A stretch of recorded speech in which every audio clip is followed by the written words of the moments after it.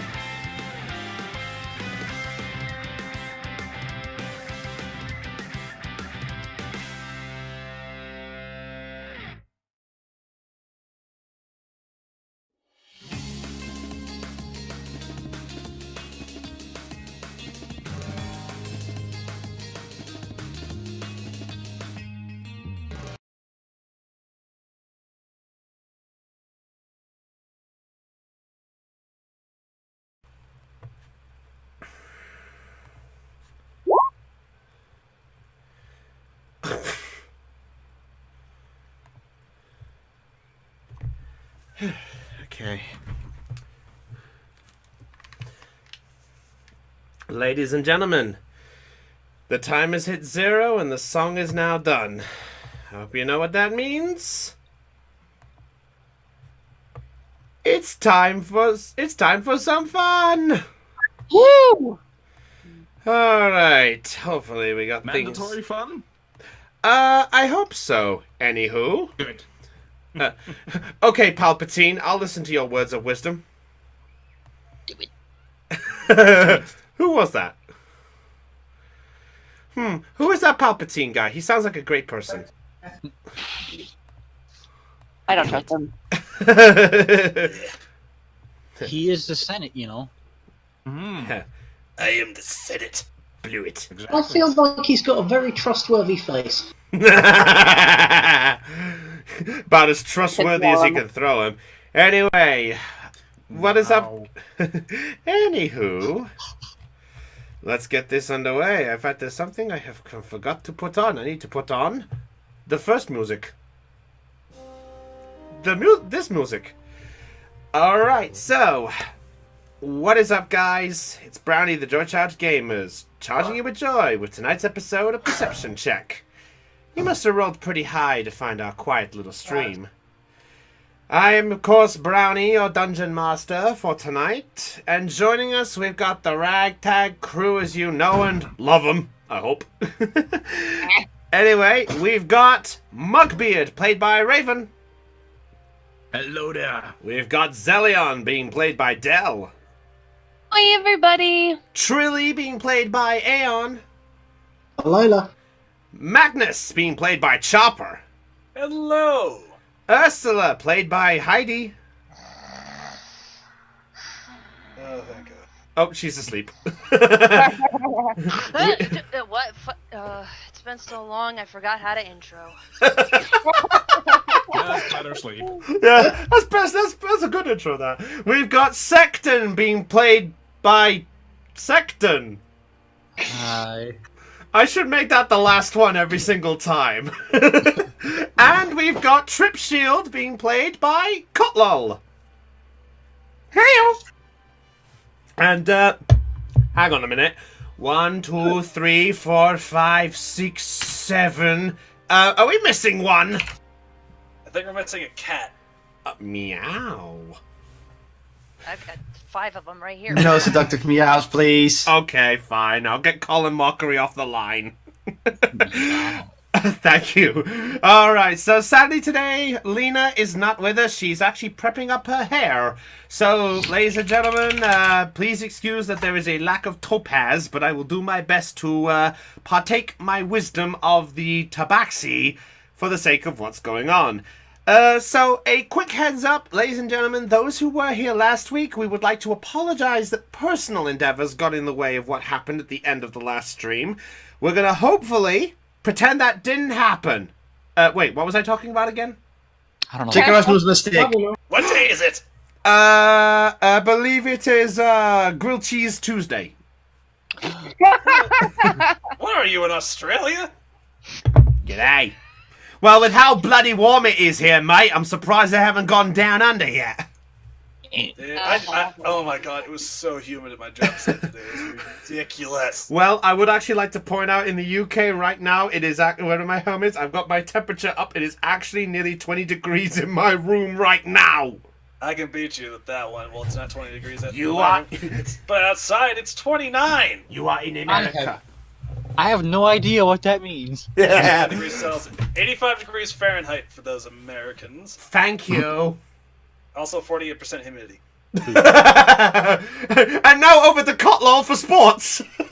Sorry, I'll check what the weather is here. Hey, Vector. Find the computer room. Hey, Vector. What's the temperature? 13 degrees and cloudy. Wait, what? What the heck was that? What's up? What degrees and cloudy?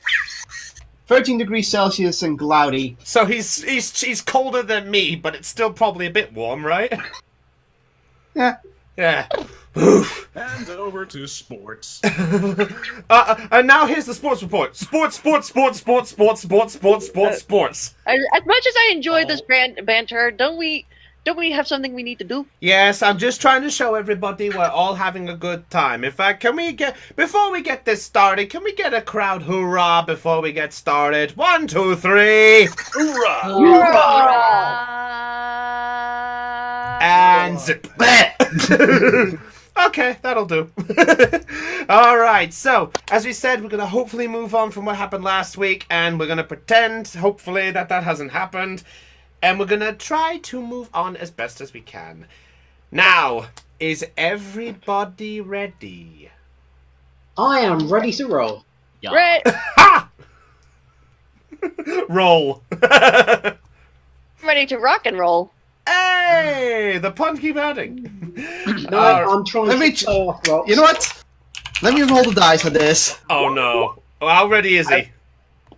6. I guess I'm not that ready, but we have that has to do. Trip hasn't got out of bed yet. All right, so let's see. I think we got a few things here. So I've got to make sure I got my notes in the right spot. I got notes in the right spot. Check.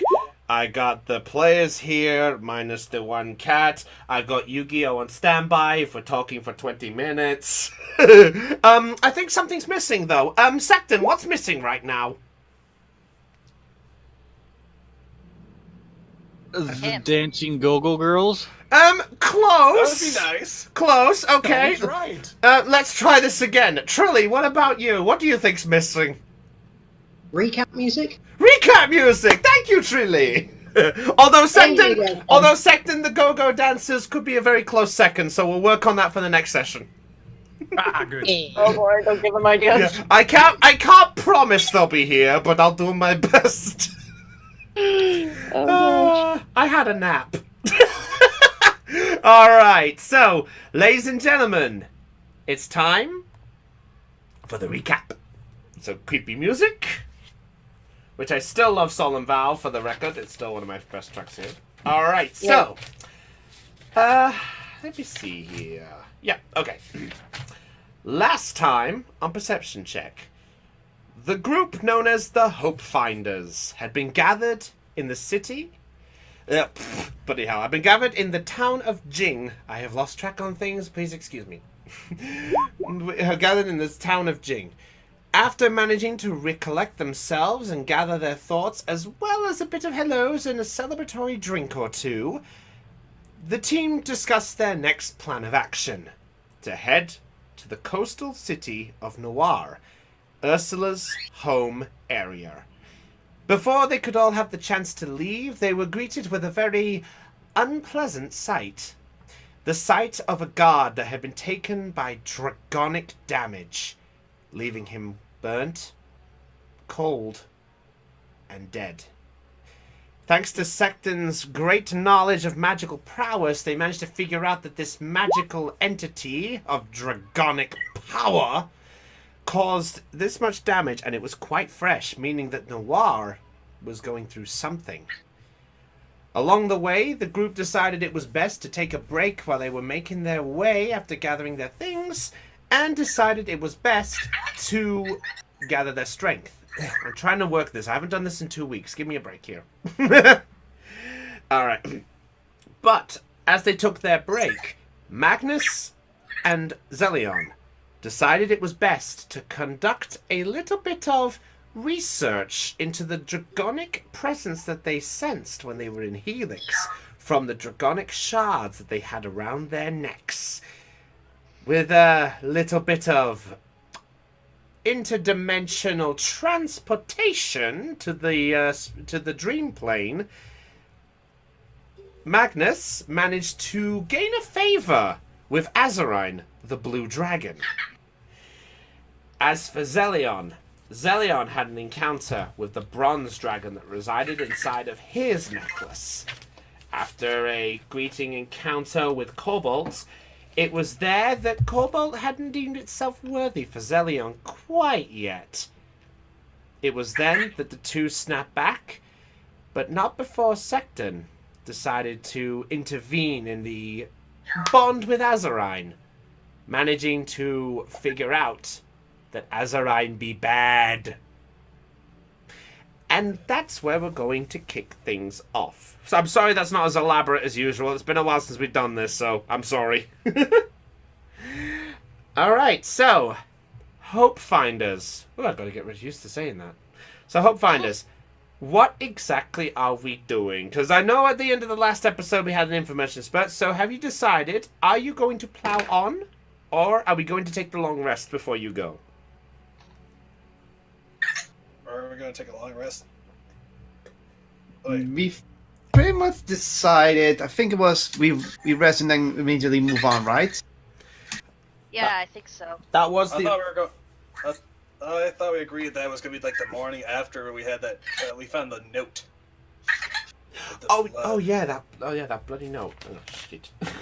I wasn't sure if that was still around. Yeah, to confess, that note was an improv thing. I just decided on that one to have a little spookiness. So I will say at this point, the note does not exist. I'm sorry. Chris, one more thing for clarification. And is the dragon shard still bound to me? Yeah. Yeah, I will say after what happened as you tried to remove it, the shards are still bound to you. It's still bound to me. Okay, I Yes. just had to be sure on that part. Yeah. Wait a minute. That means I never tried to communicate. Oh, which means I still have the shard. Yeah, so at this moment in time, you both still have the shards that you had around your neck. So Magnus still has the blue one, and Zelion still has the copper one. Okay. Right then. So, if you guys have not done it, you guys can put yourself down for the long rest if we haven't done that yet. Done. Okay. So, you guys are all heading straight out, yeah? Yes. Long rest. Yes. We're Okay. leaving. So you have the two cards as you had. You've got the one where Sparks the giant scorpion is still sat behind, and then you've got the other one that was there. So who is in which cart? Give me 1 second. Excuse me. Okay, I'll just put the second one there. Okay. Okay. Asia's tied to, correct? What's that? Nothing. I just know we had two carts, and I know I hooked up my horse to one of them. Yeah, the front one. Sorry, I'm figuring out the token layers. Sorry. All right. I'm going with the one that Anastasia's on. All right. Hello, okay, so that's the front one there. Mugbeard, you're on the front one?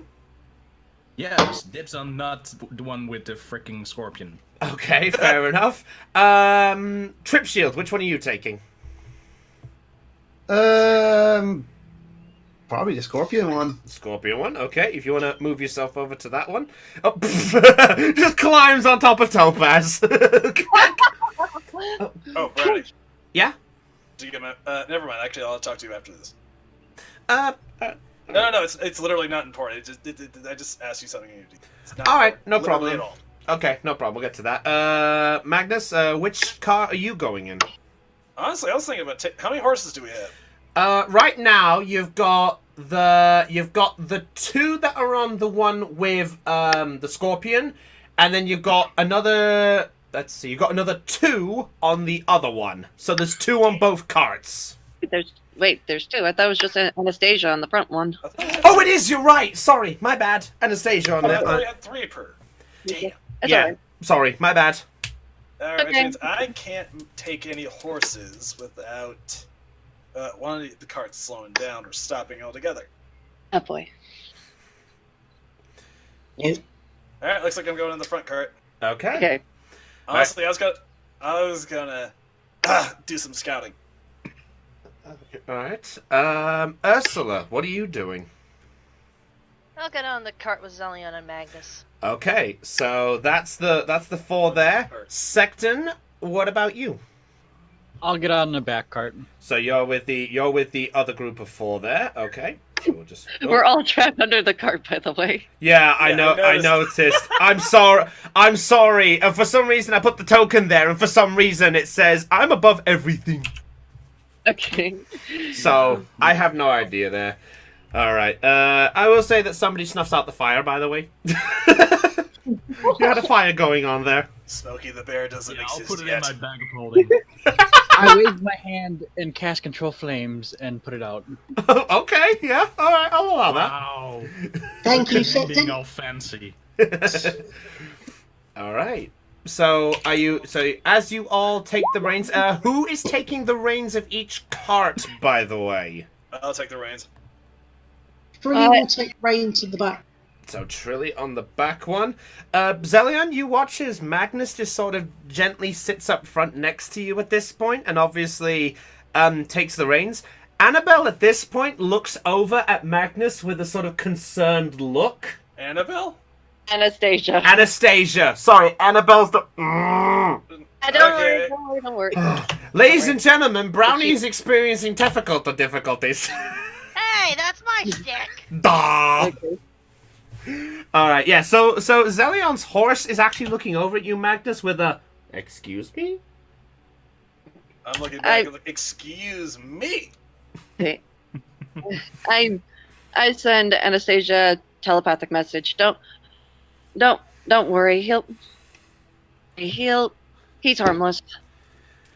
So far. All right. Do you say that out loud? Hell no! just had to double check. All right, That so was Chopper talking. all right, so Magnus and Trilly, I need you both to make an animal handling check for me, Oh, please. this is becoming interesting. Animal handling. Oh, +4. Okay, let's see what you both. Need you to double Yeah, that's not bad. 15 for Magnus. Okay. Due to being in foresty, grassy land, Trilly gets to add her double her proficiency bonus. Oh, that's right. Yes. I'm sorry, what? It's the ranger ability. So wait, I get to add an 8 to this roll. That's plenty. Okay. Ranger OP, please nerf. I forgot. That can be arranged. All right, so Magnus, with a little bit of a deep breath, you realize that this is Zelion's horse. It does take you a tiny bit to sort of get it to listen to you, but it does slowly start moving after about 2 minutes of trying to get it to move. Trilly, on the other hand, has got such a feel for the horses, just gently walks by you with the on the car, just looking at you as they go by. Hello. I took the wrong card again. I should have taken the bus. All right, but after a good bit, you do actually get going, and you both continue on your way to Noir. So, I would like Trilly and Magnus, since the two of you are on the front, I need you both to make a perception check. But I need to ask, by the way, what pace are you guys moving at? Fast, normal, or slow? Considering there's not a lot of weight on this car, I was going to go about medium, maybe. All right. What about you, Trilly? I was going to move stealthily at a normal pace. Oh, never mind. That says while alone. No, I'm not going to leave the group. Yeah. I'm going to move at normal pace. All right, fair enough. In that case, I would like you both to make a perception check for me, please.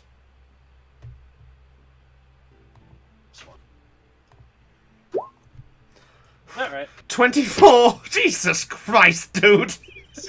And Magnus with an 8. Magnus, you're still a little on edge with what happened with the deal you've had with Azarine, so you're not quite as focused in the mind, but you are at least focused on the road and you are moving at a steady pace.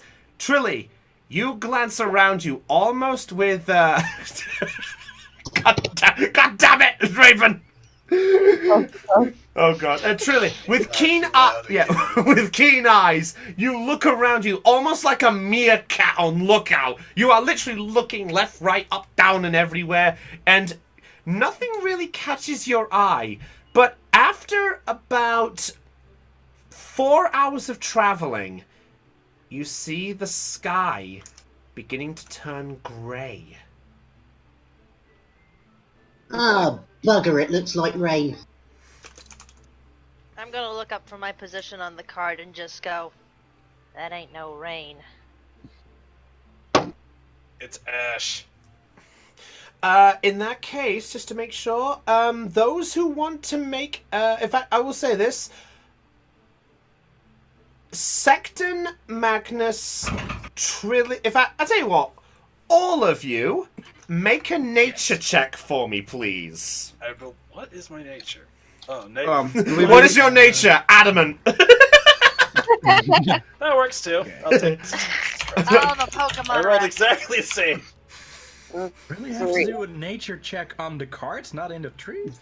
Oh, Hey, second hey! Oh, Zellion rolled a Natural 20. Okay. Oh, 17.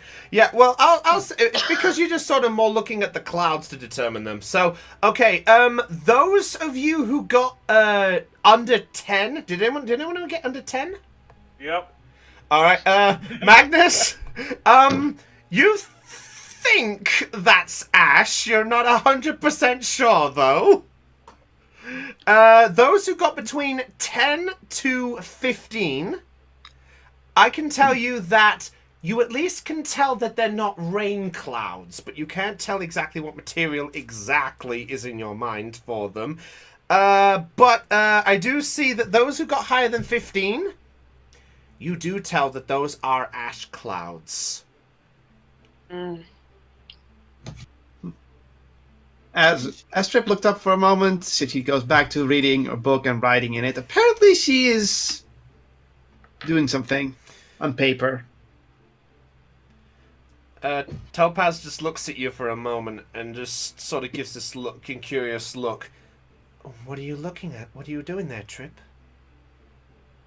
Just writing up ideas. I don't know, I want to keep track of my mind. Ideas? For what? Well, what if things go sour? You know, if something goes wrong again, that I can do something at least, that I at least had an idea ready or a plan. I just want to be sure. Better to keep the things out of the head that are too much thinking, and then too much, you know. She sort of just gently places a claw on your shoulder and just sort of smiles at you. Okay. It's okay. I think we're all a little on edge. But still, though, those clouds, something doesn't look right with them. And she sort of looks over and calls out to everyone on the other cart. Anybody know exactly what's up with those clouds? Okay. Is this just on their cart? This is shouting out to the other cart. So I'll say, Zelion, because you got the highest one, you can at least respond. You can respond, if that makes sense. Okay. Yeah, it, doesn't look good. Define Those are... good. They're definitely ash clouds, not rain clouds.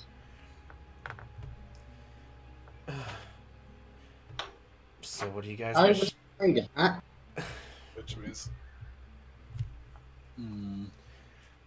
Which means the city is on fire. Yep. Should we hurry up a bit? There was a volcanic Agreed. On her face. But, okay, so I need to... Ursula's getting a worried look on her face and looks up at you, Magnus.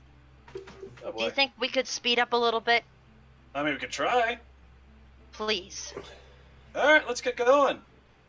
Do I need to do another animal handling check? No, I'll say you're still alright. So I need to ask, though, are you increasing in pace, or are you just sticking Yes. Okay, they're increasing in speed. What about you, Truly?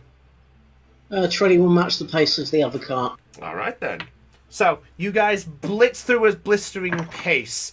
You feel the horses jittering on the cobblestone as you're making your way down the path.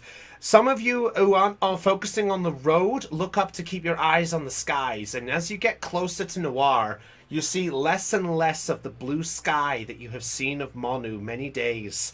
And you see, instead of cloudy white clouds, you see the thick grey ones starting to form, and some mixed in with a bit of black.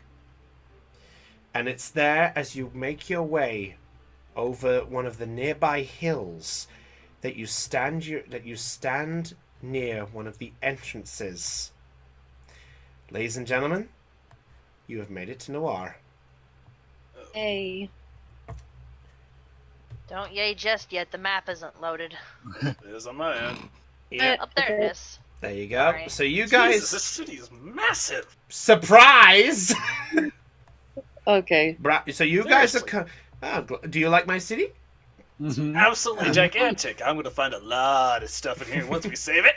Well, as you guys make your way towards the entrance of the city, you guys do get that smell of cinder, of ash, of fire.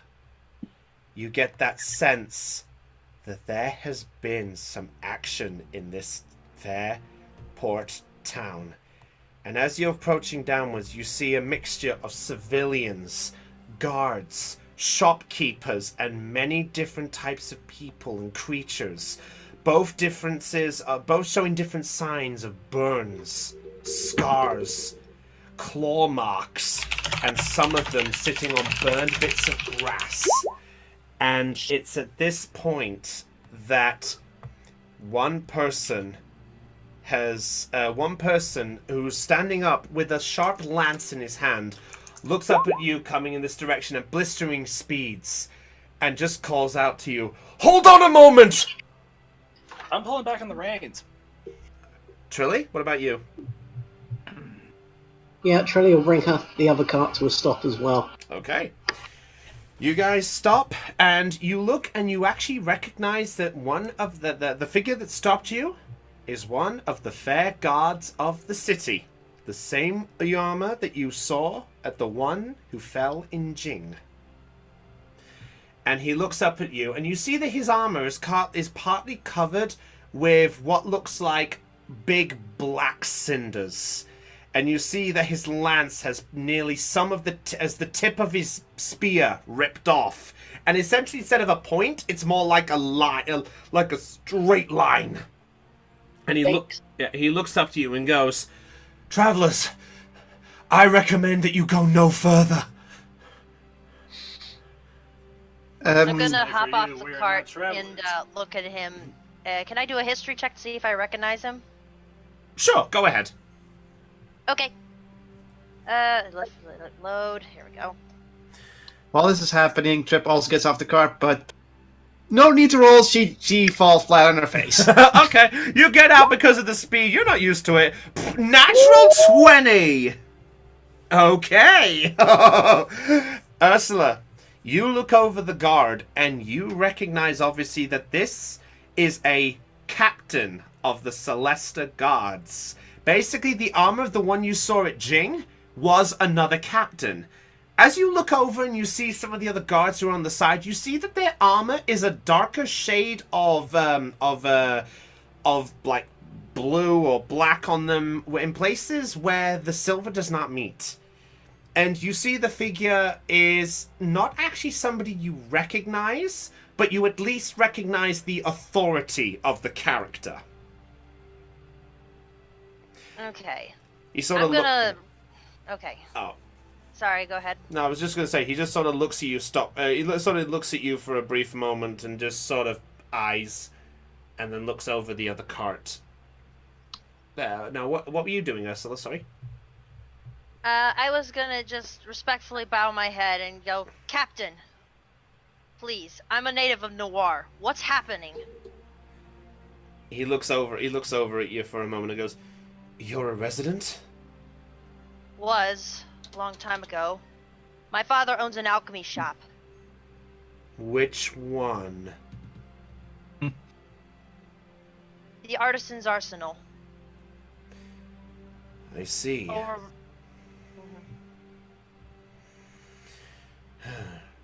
You're on about that kooky place, I'm guessing? We'll talk about that later. Right now, I want to know what's happening. Well, I suppose I could share a bit. Okay. Well, it all started basically 2 days ago. It was just so peaceful, and then next thing you know, boom!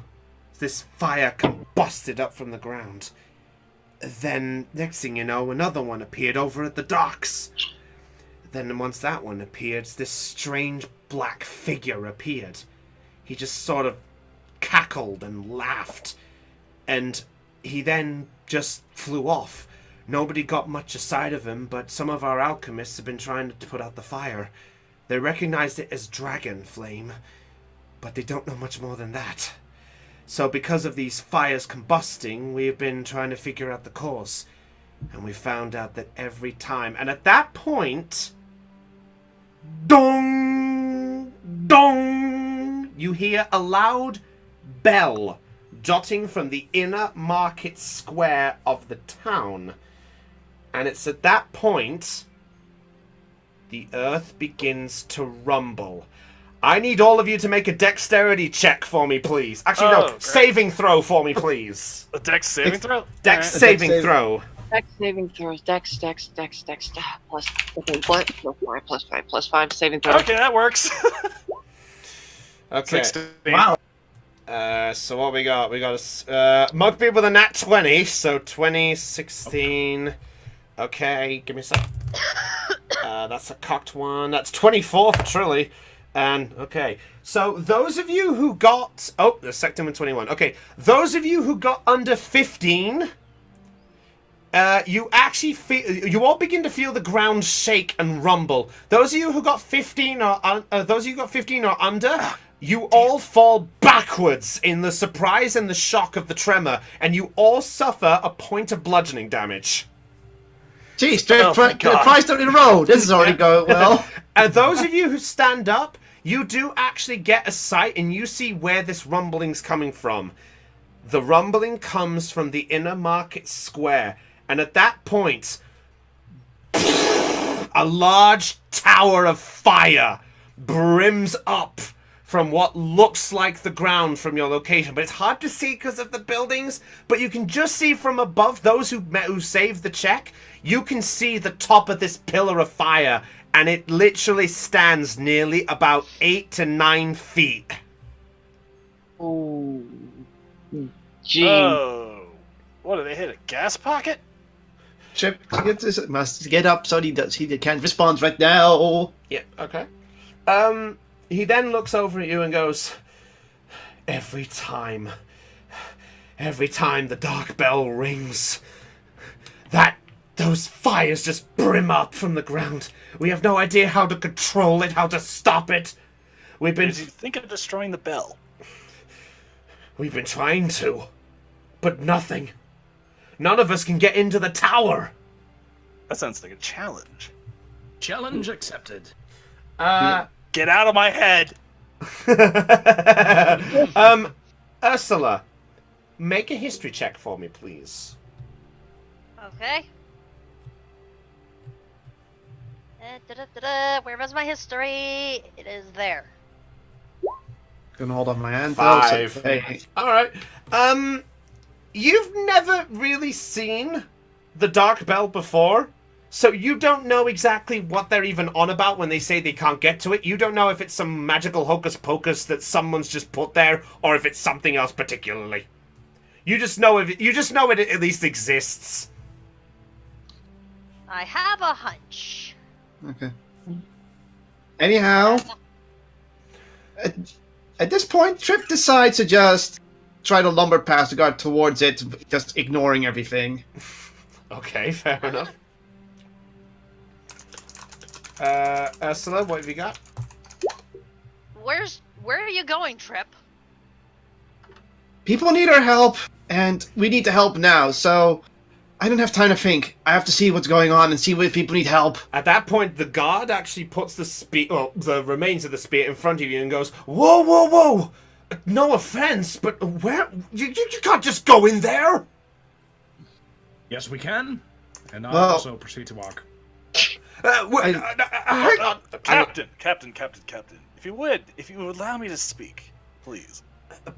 By all means, I guess. You sound committed. Fine. I'll listen to you. I guess. Have you ever heard of Titanus Ron? You mean the mayor of Hope Key, right? Correct. We were sent on a mission to basically what he would call the Great Peace. Create the Great Peace. We came through here after we heard what was going on. So we were hoping to speak to your leader after this whole mess has been handled. We're here. Use us to your advantage. So, in a way, you're mercenaries? Not really. More like personally handpicked by Titanus himself. Except for a couple of us. Like who? Well, the male human, He's sort the of furbog, and the cat. he sort of looks over the three of you at this point. He sort of first looks over at you, Trip, just for a brief moment with this sort of, "You're not with them?" Oh, no. Don't understand. They are with us. They were just not. Titanus does not know them though.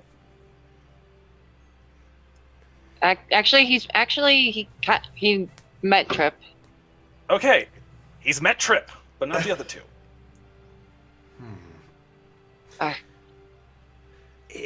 Well, it's not that I don't trust you. You guys look like you all can handle a fight or two, I'll admit.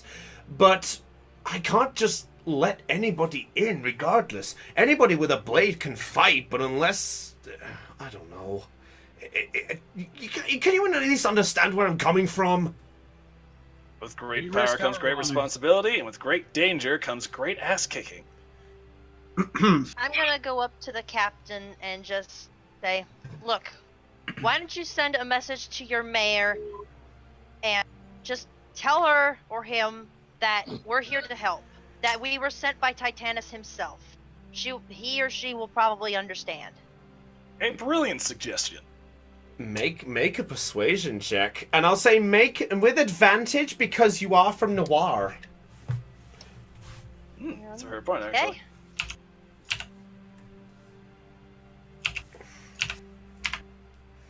With advantage, you say? With advantage. Ooh, 18 for the first. Oops, hold on. Not 20. No whammies. Big bucks, Yeah. no whammies. Stop on a whammy. Damn. I know that game show. Press your luck. Oh, that's a good. That was a game show in the past. All right. So 18. Okay, one sec. Okay. Ugh, that's my first roll wasted. Right. He looks at you with sort of a cross arm and just sighs and goes, "All right. I'll send a message, but one condition to you, Missy." My name's Ursula. Ursula, sorry. You're fine. If you are from Noir, you will know who our current mayor is. Who is it? Ooh. Oh boy. Lisa Musing. You are indeed telling the truth. Very well. Wait right here. Do not move, and I will be back in a moment. And he turns and just walks into the city. He should tell Ursula to stay right there, right? We are not moving, Magnus. We are not. Unfortunately, his word. Well, to be honest, he's correcting wording. Grammar Nazi. Oh! Grammar Nazi. I am a goddamn genius. Permission to slit his throat. If you try, you're gonna get stabbed in the throat. You know that. I have no qualms about doing it. I know you have a thing against rogues, but stop it! I'm not. It's not against you. I'm just using a loophole. Technically, he's against anyone who tries to rip his throat with a knife. Thank you, Moonraven. Thank you. Moving on! So, what are you guys Secton is missing in all of this. Yeah, so, so I was saying this, what are you guys all doing exactly? I was going to sneak in through the river. The river is actually going through the... Secton's just playing peekaboo. This is all too much for him. What's up, Zach? Alright, well, if you wanted to go to the river, you'd have to go through the city. I'm not... Damn. May I? Yeah, go ahead. What do you got? Trip just turns to the group and just has a face of determination. The longer we wait, the more people are going to get injured. I know they want us to wait, but I'm not afraid of any fire. I know I can take some fire, but everyone in there can't. We should just go as soon as we can. We can wait, but we can also just ignore and do the right thing right now. I'm really not sure right now, so I'm asking you all to help me decide. Yeah, we should go. Only one of us had to stay. Yep. Exactly. Screw it. If they want to arrest us for helping, they can do it afterwards. Topaz just sort of raises a claw for a moment and goes, "If it's easier, I can stay here if that's easier." It's up to you. Well, you said that one person has to stay, right? I think he was talking to Ursula. Yep. I just glare at Magnus with like a twitching eye. I'm struggling. I'm doing the Jim face right now. I could see it as well. Well, it's up to you guys. I will say at this point, Trip, make a perception check for me, please. Perception check. Okay. Yeah, make a perception check. Tag of the show name. One of the 18. We better make a decision quickly. 18. Okay. Trip. As you guys are all having this conversation, you're looking over all of the figures, and you do see one that catches your eye. You see the sight of a father figure. He's sort of kneeling over what looks like a cloaked up person, or some kind of person-like shape, and he's just there on his knees crying. Trip notice. Well, as you said, Trip notice. His Trip just instantly decides to rush over and see what's going on. All right, you all watch as Trip just rushes past you. Okay. What in the hell? It's just about here. If that's any help for you, dude. Oh, thank you. No worries. So you make your way over, and as you get a better look, you see that there is a male drow-like figure. He's sort of there on his knees. His hands are covering his charred face. And as you get closer, you hear the sound of crying coming from him. And as you look over at him, and he sort of hears your armor clanging and just turns and looks at you, and you can see his eyes are even though they're pure dark, there are hints of tears and veins just sticking with stress sitting there as he looks up and goes, What the? Don't worry. I'm here to see what's going on. Is there anything I can do? Not unless you can revive the dead. Revive the dead? He looks down and, with a slight hesitation, he just looks up at you and then back at the ground. My wife. She got caught up in one of the blasts. All I did was just watch her burn. She asked me to get my son to safety, and yet she rushed to go get our daughter. I don't know where she is, but my wife, she got blown back. And he literally just puts his hands and just begins to cry heavily again. At this point, all of you do look over, and you can all just hear the sound of this heavy wailing. Oh, God. I think we should go in there. Just leave a trip for a bit, sorry, just beforehand. Mm-hmm. The figure just looks up at you and goes, Tell me, what ails you here? You haven't come seeking death as well, have you? No, not my, at least not the death of others. If someone has to die, it shall be me protecting all of you, anyone alive, any of the innocents. I am your shield, and if I fail, at least you'll be safe. He sort of just blinks a little bit and then just sort of tries to wipe away a tear or two at this point.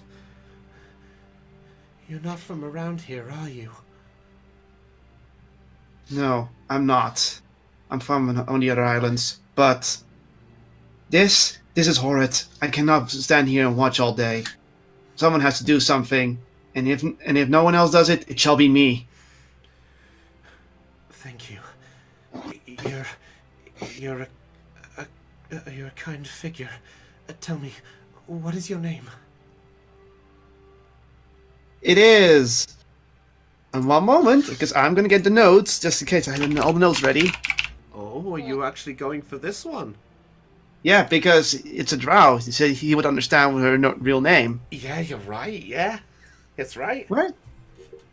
And I can't find my notes in there somewhere. So don't worry. Trip. There it is. Yeah. My name is Laruni Alkar. Laruni Alkar.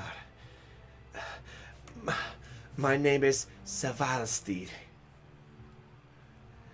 She nods and looks over the city and then decides to just go for it, knowing that he can't do much here. So you all just watch as Trip just rushes straight forward, straight past you, Mugbeard, and goes straight into the city. I'm not watching, I'm joining. Right? Oh boy. So is Trilly. Hey, you two, wait up! Magnus as well. Zelion? Okay, I look over Ursula.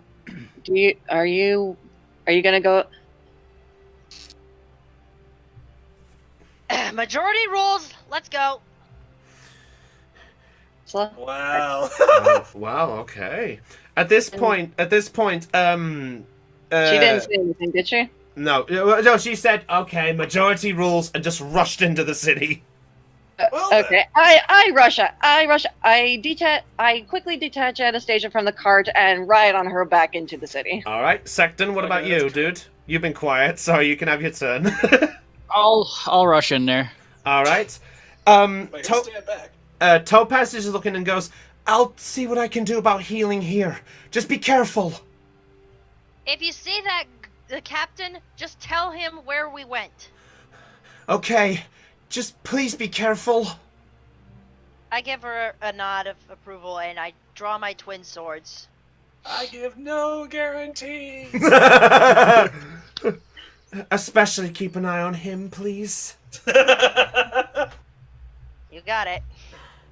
And with that, Topaz just rushes to the crowd, and you all make your way into the city. As you all rush into the city, you all rush past the site, and you see buildings destroyed. Some of these 2-story houses literally burned to nothing.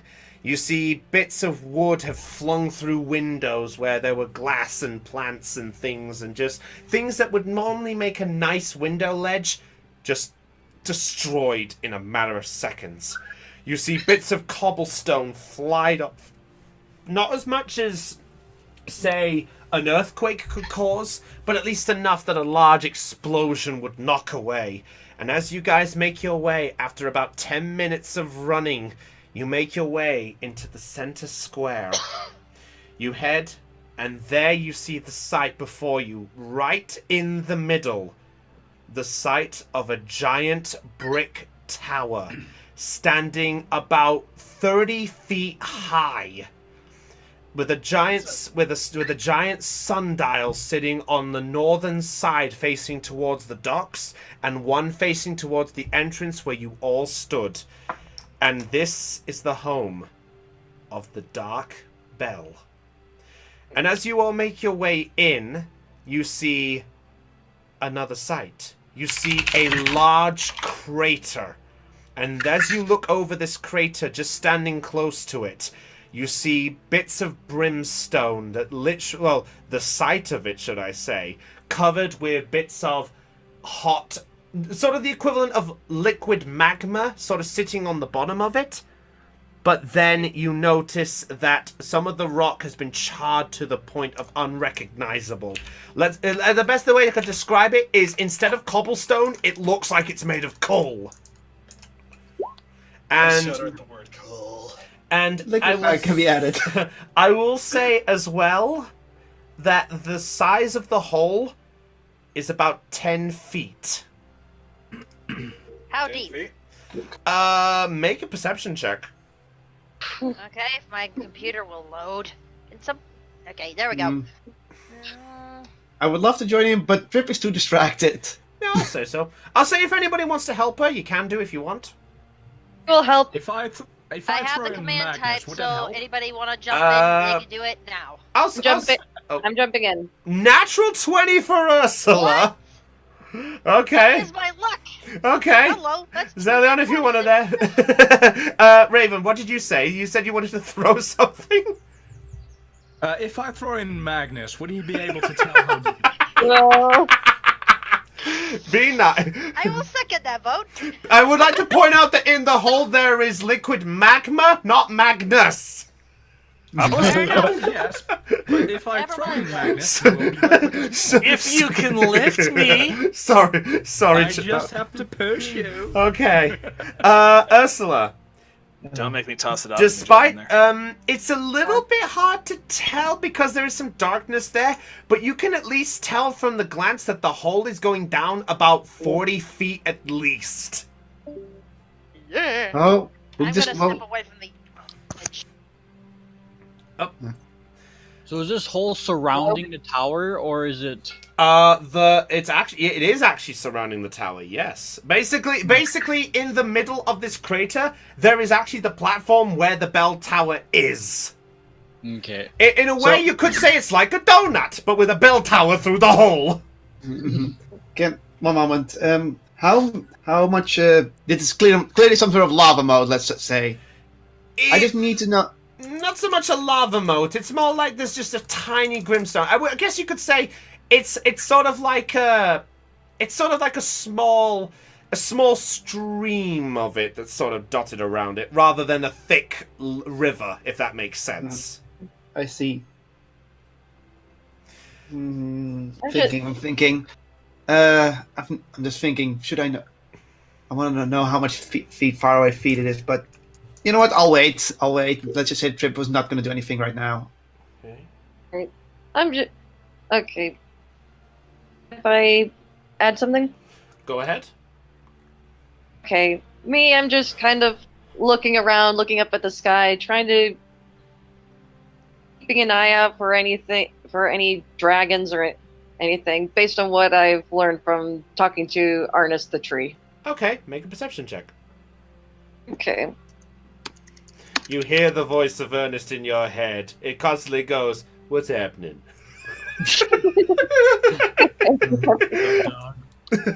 Sorry. 8. It's a bit too thick in the clouds to really notice anything at the moment. Well, see any dragons? Yeah. Far is it across the hole to the tower? The hole is roughly about 6 feet. Wait, it's 4 inches shorter than me? Essentially, yeah. Shit. Then Trip is definitely taller, but anyhow. I am going to. I should. What are you doing, Sexton? How far away from the hole are we about now? I'll say if you guys want to get as close as possible, you can do if you want to. But that's up to you. I'm going to go up to the edge and gingerly hold my hand above it to see how hot the air is above it. Okay. You stand above... You all watch as Sexton walks forward, and he holds out his hand above the hole. Make a nature check for me, please. In it. God damn it! Do you want to make a P check? Oh, yes. 7.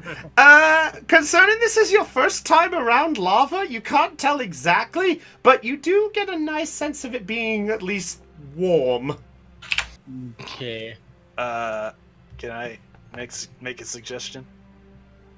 If I may? Mm-hmm. Sexton, you can do frostbite, right? Cast ice. Frostbite? Well, I can just give something an icy coating, really. I can't really make an ice bridge or something. That's what. Damn it! There goes one of my ideas. Tipton looks into the Sexton. Did you say you can give someone some more resistance against fire? Well, from what I've experienced myself, it causes numbing pain. So I don't know how helpful it will be. in a fight or anything athletic. Keep that spell ready. If some sort of fire will come and hit us, cast it on me. I will take the pain. I'm already strong against fire. Maybe with both of them, I could resist it just enough to hold back any flames. Wait. Second, what was that spell you used to get on top of the statue so quickly? That was Misty Step, but I could teleport up there, but I'm not sure what is up there or if it'll crumble when I go over. Because if you teleport over there, that eliminates the magma entirely. Is there any land surrounding the tower? There is a little bit of a ledge. It's a bit hard to tell from your distance how much there is, though. Do I dare make a Can I dexterity pace check and around jump the it? tower, or is there not enough room? What's that, sorry? Can I go, like, perception around the tower, or am I not allowed to? I'll say I'll allow it if you want to. Because Sure. I want to check around the tower to see if there's a back entrance. Sure, go ahead. How much does Second weigh? Because I've got an idea. It's a really stupid idea, but it's an idea. Please tell me the word does not involve the word yeet. Damn it! Natural Damn one. What did I tell you about getting out of my brain, Brownie? You're a bit too straught with what's happening in Noir to really get a bearing. You know what? I want to go over the ledge. Okay. Wait, as in you're gonna try and make the jump?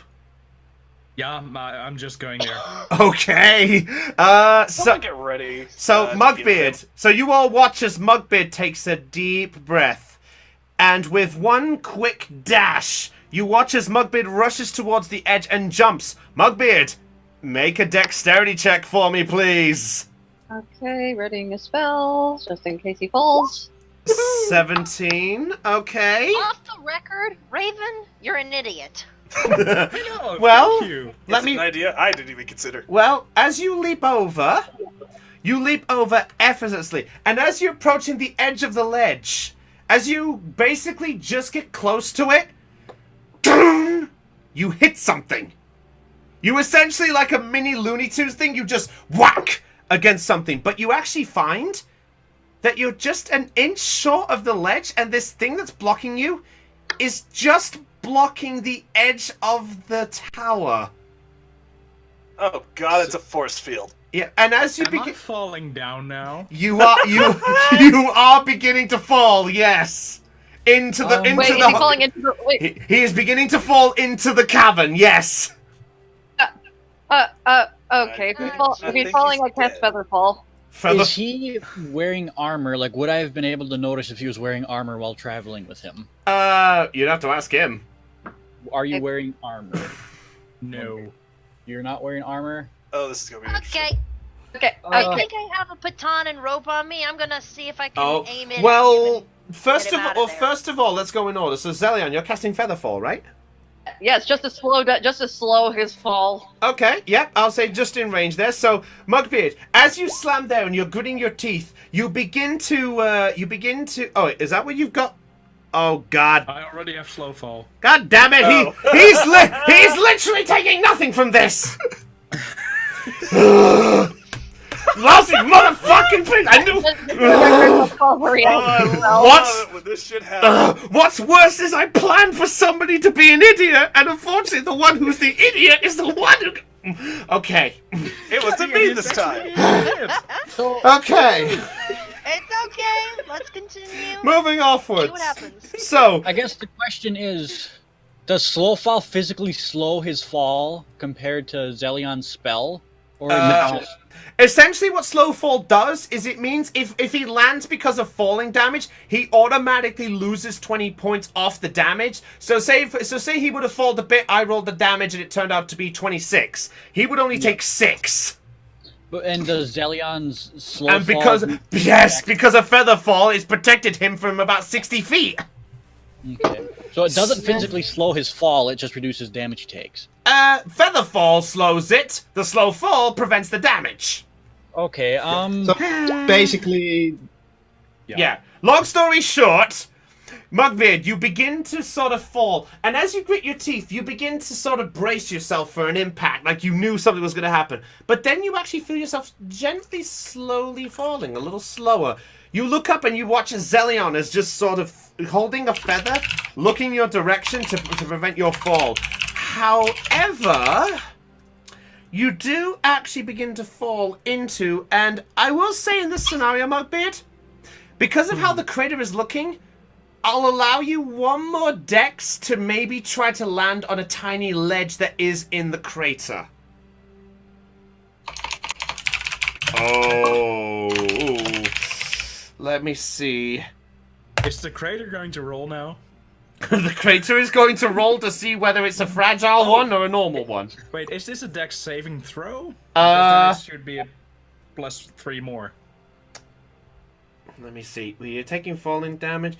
Yeah, I guess it would be a saving throw, because technically you failed something. So yeah, so 16. So it's going to be... Let's see. Oh, uh-oh.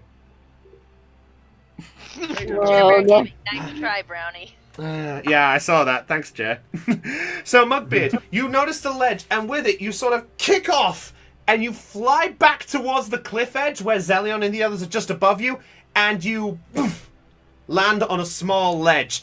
And it's there you look down, and you realize that about 10 feet away from you is the stream of lava. You lucky little bastard. Ooh, It is that's- quite warm here. This is nice. Only weird. Tiff looks shocked, but then composes herself and takes a deep breath. Oh god. So, just so you guys see the numbers, he's currently about 40 feet below you right now. I've got length of rope if we want to start pulling him up. Please do. And I Well, think I I have think a it might be pretty a bit better than high. lowering him down. Oh, okay. Well, Magnus is firing an attack. So, just so I know, Magnus is firing a shot at there. Who's trying to rescue Mugbeard? I can lower the rope, but I don't think I can pull him up. Fuck it. I'll help pull Mugbeard up. Not that heavy, I guess. You can always ask the giant who is he currently doing something. He is a dwarf. He is a dwarf. Remember? Oh, yeah, I'm 150 pounds. Yeah, I'm only 90 pounds, and that's with all my gear. I ain't lifting yet. I will help the girls. Thank you. I'm not going down in that pit. Alright, well, at this point, Magnus, hearing that response, you think, right, let's try the weapon approach. You fire the crossbow bolt. I wasn't really thinking weapon approach. I was doing it as a curiosity. Oh, fair enough. Alright, you fire the shot. Ding! It flies off and flies through the air. And Magnus, boom, it just lands right behind you, almost like a nearby axe. Well, apparently there's something there. Zekton, do you know anything about this? Do you know anything about deflection spells? I suppose I'll. Let me see. Hint, hint. Can I make an Arcana check? Hint, hint. Yes, you can. All right. So as this is going on, by the way, guys, are you all? Wow. Natural one. It's still an 8. Yeah, it's an 8. I'll say you at least know they exist, but this is your first time actually witnessing or seeing it used. I'm too distracted by trying to get Mugbeard. Yeah. Yeah, fair enough. All right, so I will say this: who's actually trying to pull? Are you guys lowering the thing to Mugbeard? By the way, I'm going to get in the front of it and then try to cast Frostbite as much as I can on the rope while we're slinging it down. Okay. Slippery rope. Okay, so But, that's now coming ice. Pippa's still holding her breath. Yeah, that's true. That's true. All right. So who's actually trying to pull him out? Not me. Nope. I am. Unless I'm they threw a helping. rope down with him attached to it, I'm not doing anything. I'm helping Ursula. Okay, Ursula and Zelion, make a strength check for me, please. With disadvantage because of Secton's icy grip. Oh, you gotta be kidding me. Oh, it's a I didn't disadvantage. want to Oh. lit this thing on fire. Wait, I've got no strength. Well, I'm not on fire, so why shoot the rope? He's right. Because the rope is flammable. Ow! Ooh, natural 20, but the 13. It's disadvantage, remember? So 13. Ah, Ursula, make the strength with disadvantage, please. Strength is my disadvantage. I don't have any. No, it means you roll double and neither do I. Yep. roll again. Yep. Please get a 20, please I'm get a nat writing 20. out the command. 16 and 13. I'll say it takes a bit of effort, but you do manage to pull him up after about sort of 10 minutes of sort of on and off pulling, and eventually Mugbeard is seen climbing up out of the crater and is now back on the ledge where all of you are. Thank you. Okay. Let's try again. That again! At this point, Trip finally decides to let out the air she sucked in, and she shouts loudly, "Hey, you there in the tower! Answer me!" Someone in the tower? Make a at this point, Trip, you call this out. Make a persuasion check for me, please. Trip was just thinking someone's in the tower because someone has to ring it, so she just decided to do that. That's a persuasion. Persuasion is 0, so it's just roll 20. Oh. Oh! D20. What the? I didn't forget space. 10. You call out to the force field. Falls on deaf ears.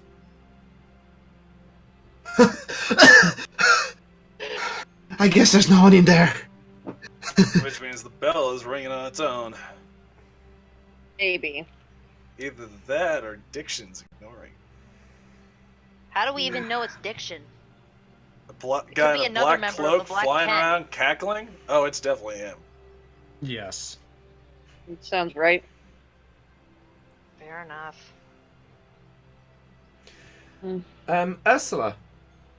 Hmm. As all this is going on, you actually see to the left area, as you're wandering around, you do recognize, though, that around this area here is a familiar place to you.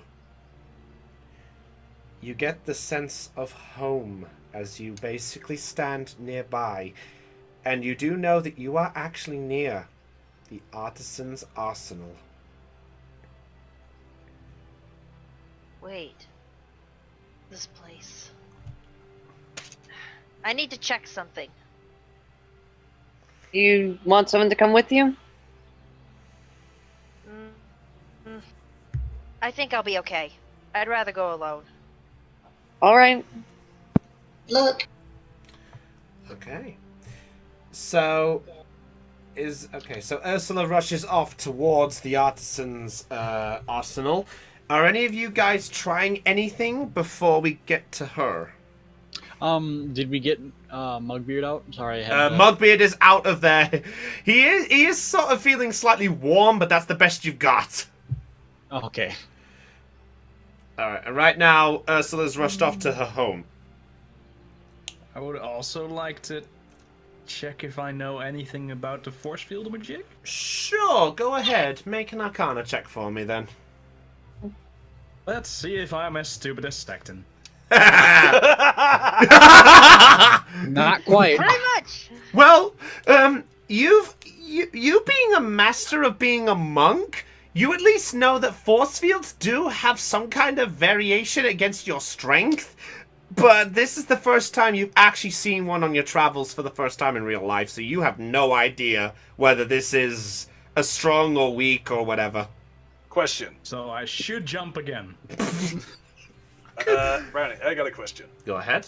Can I roll an Arcana check? Well, Up to you. technically, I missed Not a that. good idea. Not a good idea. No, too much. Let's just say no. Everyone has tried. Otherwise, everyone will keep rolling. All right. Yeah, fair enough. To be honest, I was trying to think if possible, but Yeah, okay, fair enough. Oh, Zelion, make a stealth check if you're doing that then, please. Alright. Stealth. So Zelion slowly turns to try and make it there. 14, okay. You sort of slowly make your way there. I would actually like, if possible, does anyone have a passive perception that is higher than 14? No. No. What's passive perception?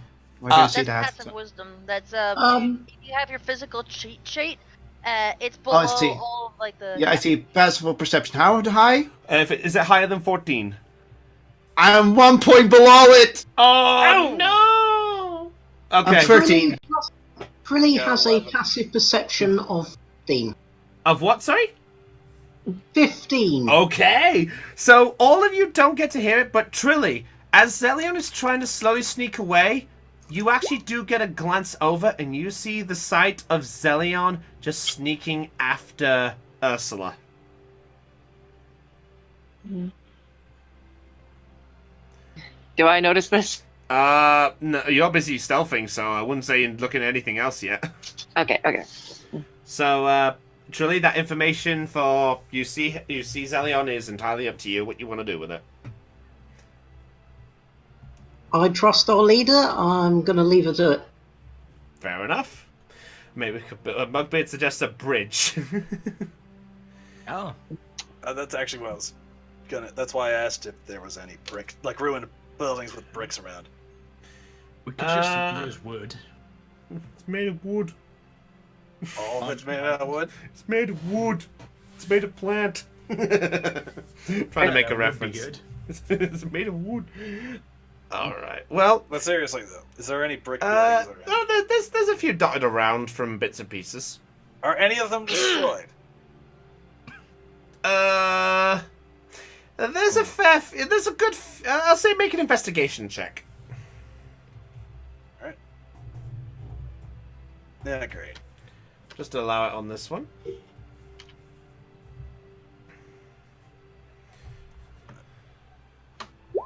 $16. You do find a good few that are usable. Some of them have been blown apart though, but there are a good few still that are, good to use for whatever. Now, let's see. In that case, let's move on to Ursula for just a moment. What? Ursula, as you hear your friends busy making their attempts on the force field area to get to the Dark Bell, you make your way past the ruined remains. You head down a small alleyway and towards a center area of this small opening. You recognize a familiar sight to you. The sight of a large wooden sign with two flasks crossing against each other. And there, sitting on a small, single-road house, like a bungalow in a way, you see the familiar sight of the Artisan's Arsenal.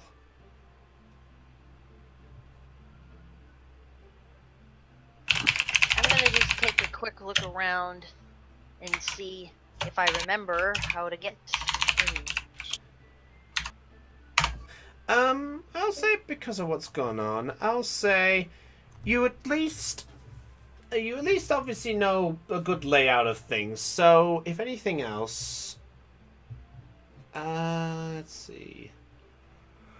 What exactly you want to do exactly? I can't remember if it was this one or the other one, the Orbs of Discovery that. Oh no! Wait, never mind. I have it in my notes. Never mind. Yeah. I'll just walk into Artisan's Arsenal and see if anything is still intact.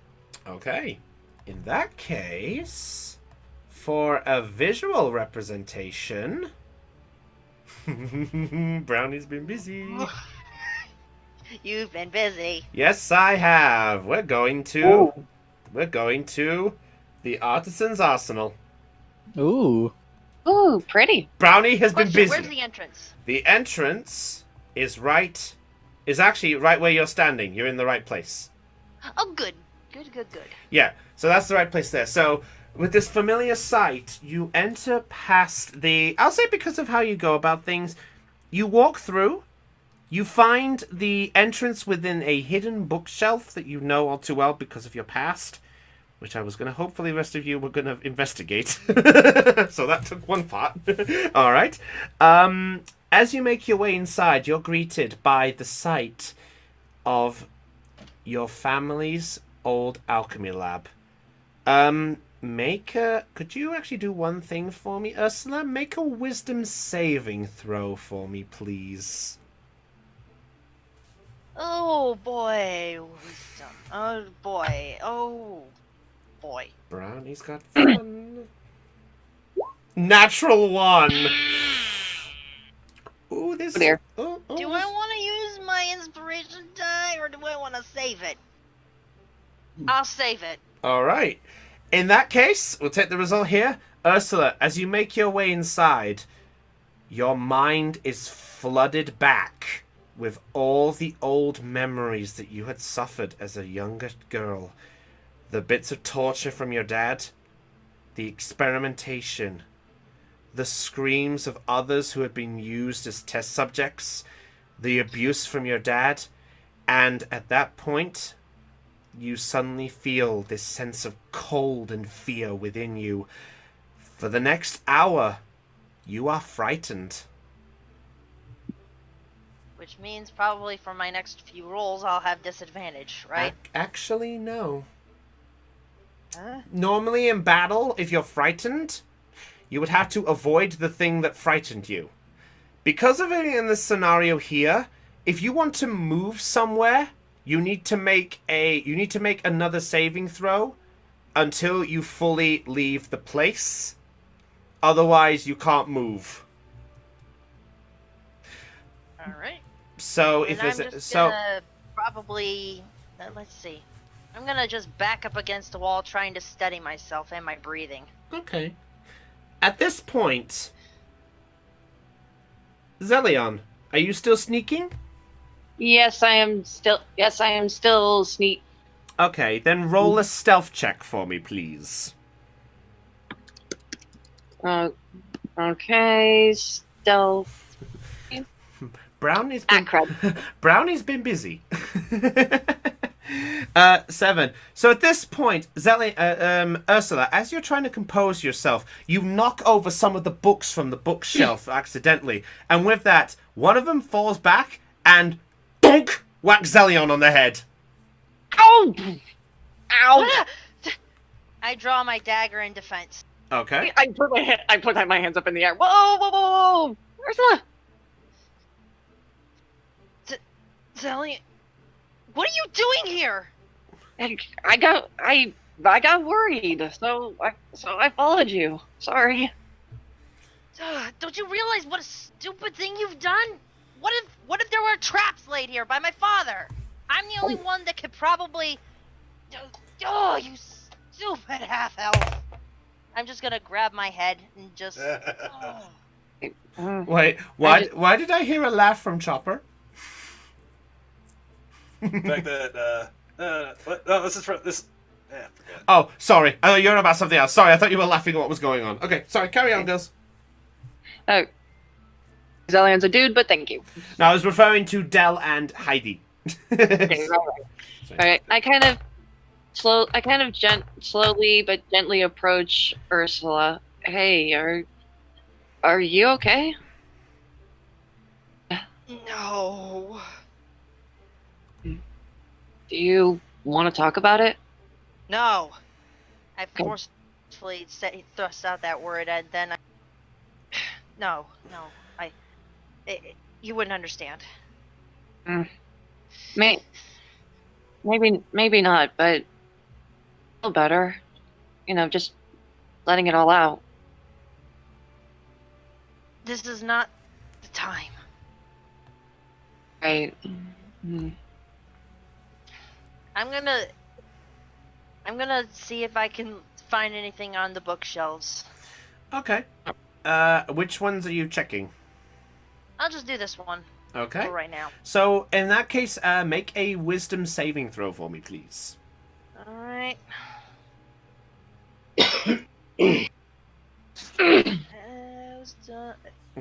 Okay, there we go. 8. You sort of move a couple of feet towards it, but you find yourself just standing in place, just in fear. Okay. I noticed her kind of and I just like, do you want me to go check around? Please. Okay. So that you're heading towards here, right? Yeah. All right, I'll examine the bookshelf. Make an investigation check. Okay. Do you, Okay. do you guys like what I've done so far? 22. Many questions. 22. Okay. You look over the bookshelf, you find a lot of books that are all about different myths and legends, stuff involving, like, mythical stones, ancient artifacts, materials, even stuff about, like, famous plant life and things as well. Nothing that draws you out of the ordinary, though. Huh. Whoever owns this place had a lot of books on, had a lot of magical books. They also had a musical book when you opened it up. Yeah, I got a meeting. Really close it and put it back on the shelf. Okay. Yeah, very literal magical books too.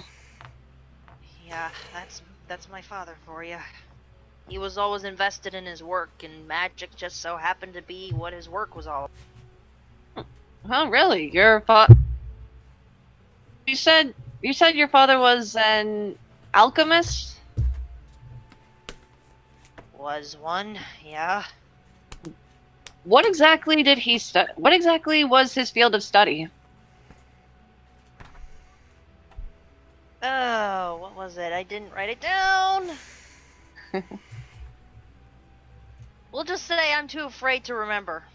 Alright. Yeah, we'll go with that. I don't remember. Sorry, too many memories at once. No, that's fine. I'm gonna assume the memories were not good. Not a single one, especially in this place. Alright. Alright. I finished browsing the bookshelf and just kind of wander over to this desk right here. Okay, you're checking it out or Alright, just looking since at it? I'm nearby it, can I just do an investigation check on these bookshelves that I'm by? Since Sure. I'm near them? Yeah, sure, go ahead. If you both want to make a check, go for it. Make separate ones. Okay, I'll make my investigation check. Okay, oh dear. 5 and 4. Nothing strikes you. It's just a desk with alchemy stuff and just a load of books. And for the bookshelf, you find just like casual readings. You find a couple of other little nitwits and things. Nothing too interesting.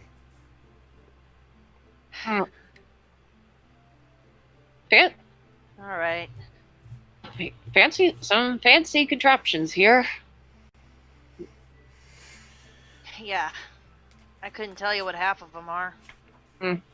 I look towards this creature thing in the middle of the room. Do you have any idea what that is? Do you have any idea what that thing is, Ursula? Ursula, I make assume that's a history check. that is a nature check. Oh, is it? That is a nature check. Okay. 15. You look over the giant creature, and you vaguely remember something from your past. The only thing you know of this creature from the looks of it is it has a large wingspan, and from the looks of it, it has the head of a lion. But you aren't too familiar on the name at this point.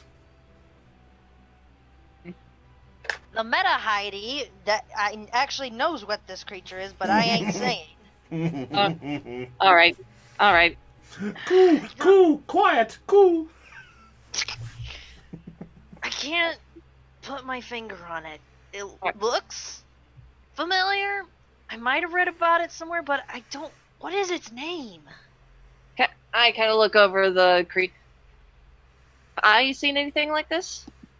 I'll allow you to make a nature check as well if you want, Zelion. 20. Alright, it's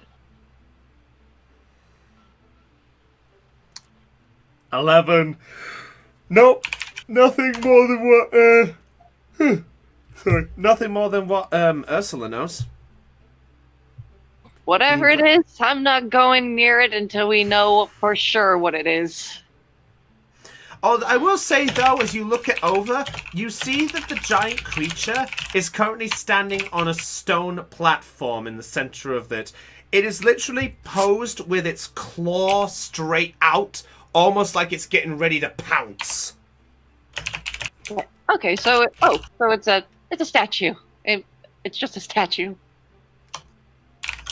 I hope it is. I look at it suspiciously.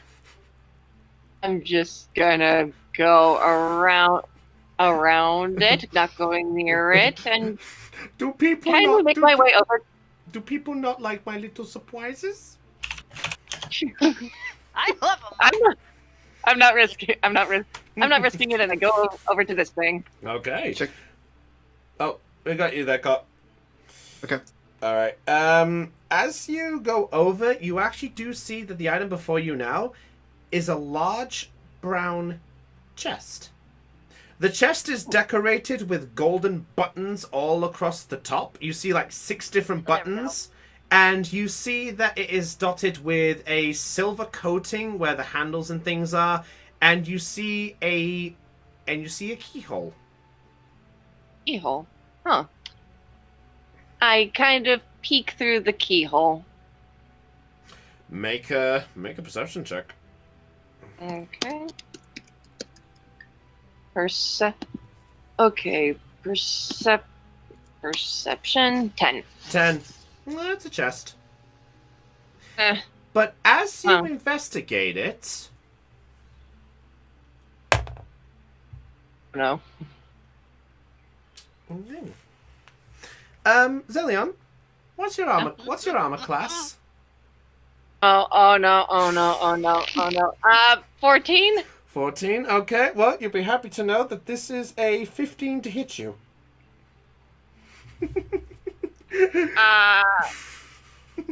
Crud. I think Magnus is like so. Zelion, as you look through the keyhole, you watch as the lid of the chest slowly opens, and at this point, you hear a, and it comes at you with a bite for 15. So, yeah, because it is a mimic. Mimic. It has to be a fucking mimic. Yep, it does. This is why That's I how always we step saw one of chest. those things. Yep. So, Zelion, you take. Let's see. You take. Oh my god! God damn it! You take 4 points of piercing damage, and you are now captured. as the chest lumps over you and slams its mouth, and your feet are sort of sticking out. Basically put, it's actually trying to eat him. Oh god. And one other thing as well, I actually need to roll over one more dice. Oh, crud. You actually do take 5 points of acid damage as well. Heck. Can we hear this from the outside? Right now, you guys are too far away. Okay. Well, sucks to be you. Oh god. Okay. I just realized my situation. Chris, don't do this to me. So, Zelion and Ursula, I need you to roll to the initiative! Oh, I know what's gonna happen. Fear the brownie! Oh. Magnus is right. This is what. Hate you, Chris. I'm on you. Why? Because why not? Exactly. That's why I don't run away from your team. Yep. Exactly. All right. Okay. So we do. Ursula could have had to fight this thing alone. Yep. Yeah, I realize the situation, and on top of that, I have fear. All right. And if you had actually brought us with you, then we can end this thing very quickly. Yep. So I'm gonna die here, aren't I? we'll find out. Die! So 25 to 20. Uh-oh. That one. 20, Dead silence. 20 to 15. Okay, so that's the Mimic going first with a 14. So Zelion with a 12 from what I see. And Ursula with a 6. Oh, give me a second. Fittingly so. Okay. I'm going to die. I'm going to die. This is how I die. Well, just remember, somebody did How watch... I die? Yeah. Are you kidding? All right, so at this point, Ursula, you have watched this happening. I'll say at this point, oh, actually, I just realized Ursula's on the other side of the room. She's looking at the other bookshelf. Yeah. So... Oopsie. All right, so top of the round is the Mimic. And the Mimic is actually... Let's see... is actually not going to do anything this round. It's actually just going to keep you it keeps you captured. So at this, and it's actually just sort of, at this point, it's sort of like it's gumming you at this point. Hold on a moment. Hold on a moment. I need this. I'm just doing this for Zelion's sake. But Zelion posted that there were. Oh wait, no, she left Anastasia with us. Never mind. Yep. I misread it. Alright, so the Mimic is literally just going to, let me see here. Yeah, Again. it's essentially just going to, it's just going to have another little bite of you. Crud. So, natural 1! Okay. Fair enough. Okay, so it goes for the bite, but this time you sort of put God damn it, Trilly! Nom nom nom. so Zelion, you sort of push your hands just gently against the roof of this Mimic. You can feel the sort of saliva dripping and this sort of burning sort of sensation as the acid is there. And Zelion, you are up next. Okay. I pull. Oh, okay. So, just for clarification, bards can use their instruments in place of. Mm-hmm. Yep. I realized my error before. Yes. Oh. All right. So, I'm gonna pull out my flute and play a song, just casting Dragon's Breath on myself. Okay. Oh God. Oh God damn it. So Ursula, despite what's going on, you sort of look over and you hear from inside this chest this. Oh wait, no, the tune. Oh no, the tune is. Is he mad? Yeah, hang on. The tune is actually more like. Dragon.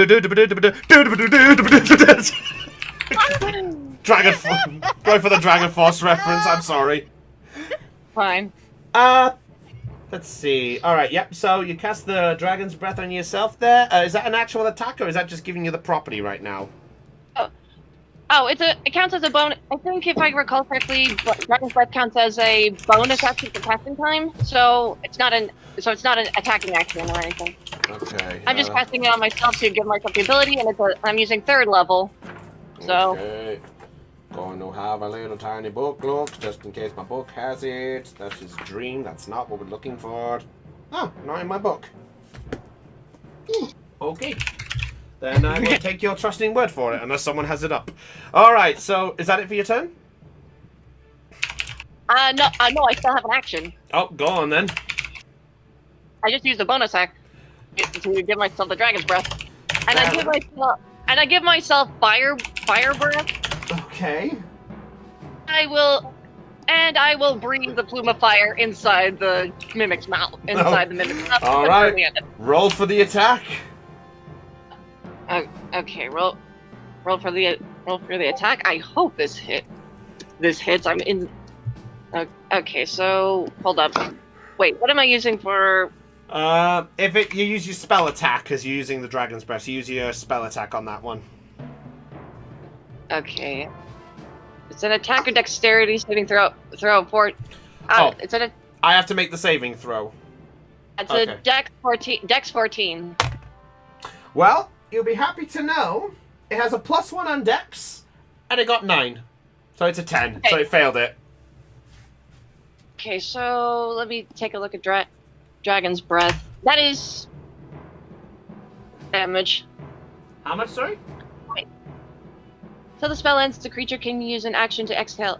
You have the chosen type in 15-foot cone. Each dexterity saving throw, taking 3d6 damage of the chosen type on a failed save, or half as much damage on a successful one. So it takes an additional 3d6 damage. Oh my Fire damage. Oh my goodness. 3, so that's 7d6, if I recall. 7d6? What? What? The 25 points of fire damage. Bloody hell, dude! Ugh. So at this point, just in the chewing going on, Ursula, you look over, and after you hear this sort of weird rendition of a tune, you watch as its mouth lights up and it begins to encase in fire. It's just all that.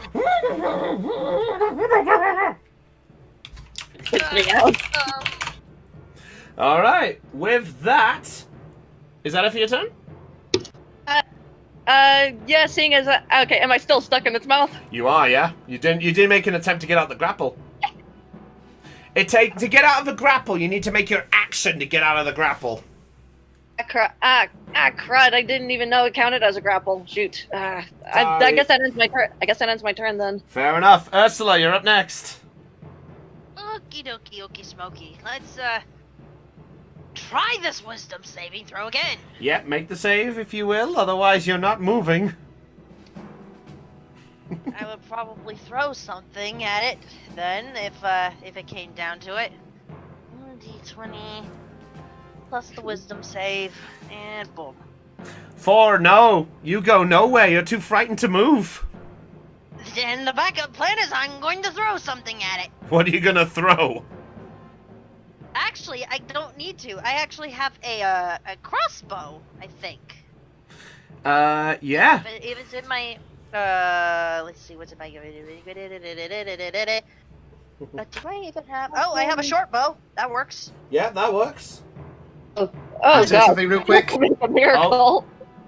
Just out of character, you know. No, she's next to bookshelf. She can always throw books. Yeah, she could if she wanted to. I don't think I'm strong enough to toss a book halfway across the thing to the creature, even let alone the mimic. For the record, I was actually hoping this mimic was going to encase either Trilly or Magnus. Oh gosh. Trilly just. I had a rock thrown at me. Did I not suffer enough? I'm suffering. Okay, so what rule do I need for the short bow? I believe we need to ask our ranger expert. Short bow. I believe that is a dex, isn't it? Or is that a strength? Short bow is a dex. There you go. So Dex? make an attack with a dex. Alright, so that's +2. 21 hits. Roll damage. Yay! Okay, so short bow, that's a 1d6 plus 1 for yeah, that's 1d6 plus 1, I think.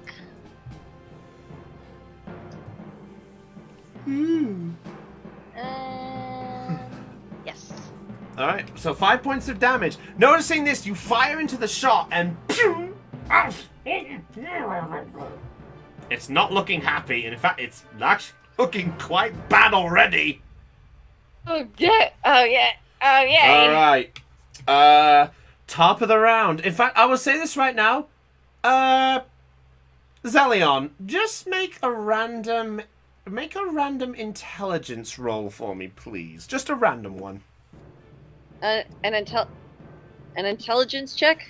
Yeah, just make a random intelligence check. This isn't on your turn, it's just a random one to do now. Okay. 12. 12. Okay. I will say at this point, those who are at the tower, you watch as you see that that Anastasia is looking restless at this point. Oh dear. Just What is it, girl? Did Zillion fell down a well? Oh boy, that's a callback. Yeah. At this point, Anastasia is sort of nudging her head towards the direction where Ursula ran. Do we all notice this? Well, Trilly definitely notices this. Secton, you notice this as well. I'll say if those two want to tell you, they can do that. I have a horrible feeling our leader is in trouble. Can I say something? Wait, we have a leader? Yeah, go for it, Trip. Well, Trip is at first I'll do first to distract her, but she's just staring at the tower. You know, this kind of reminds me of some evil tower story on top of some sort of flaming eyeball or something.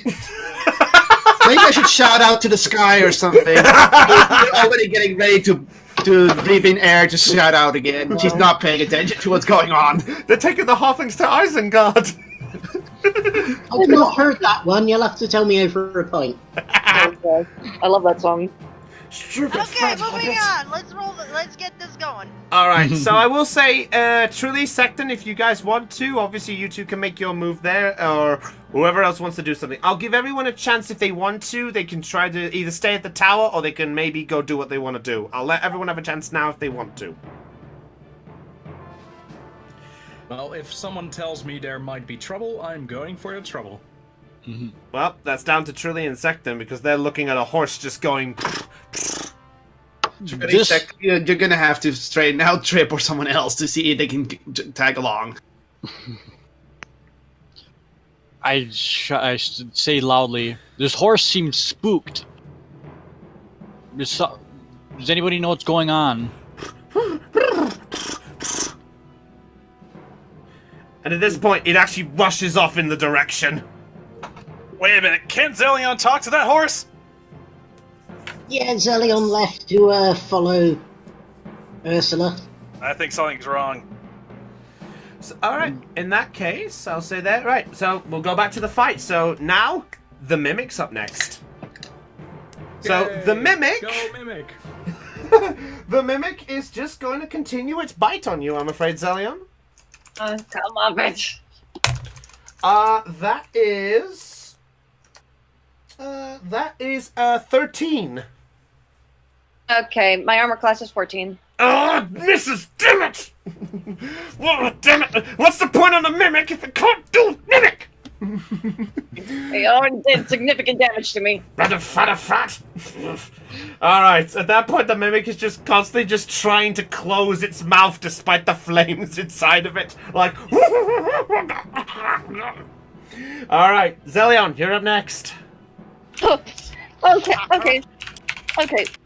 going to... Okay, so getting tired of this thing trying to chew me up, I am going to attempt to get out of its mouth. Okay, so I need you to make a strength check at disadvantage, please. Crud, and I don't even have any strength. Oh dear. Right, okay, so is that a 10? Yeah, that... okay, I haven't even rolled my disadvantage one yet. Oh, 19. Okay, so it is a 10. Nope, not enough. You try to push against the mouth, but it just continues to clamp down on you. All right. Now you're up, Zelion. That's your action. Anything else? Oh, okay. Okay, yeah, she's too far. I can't do any. Oh, wait, hold up. Can I?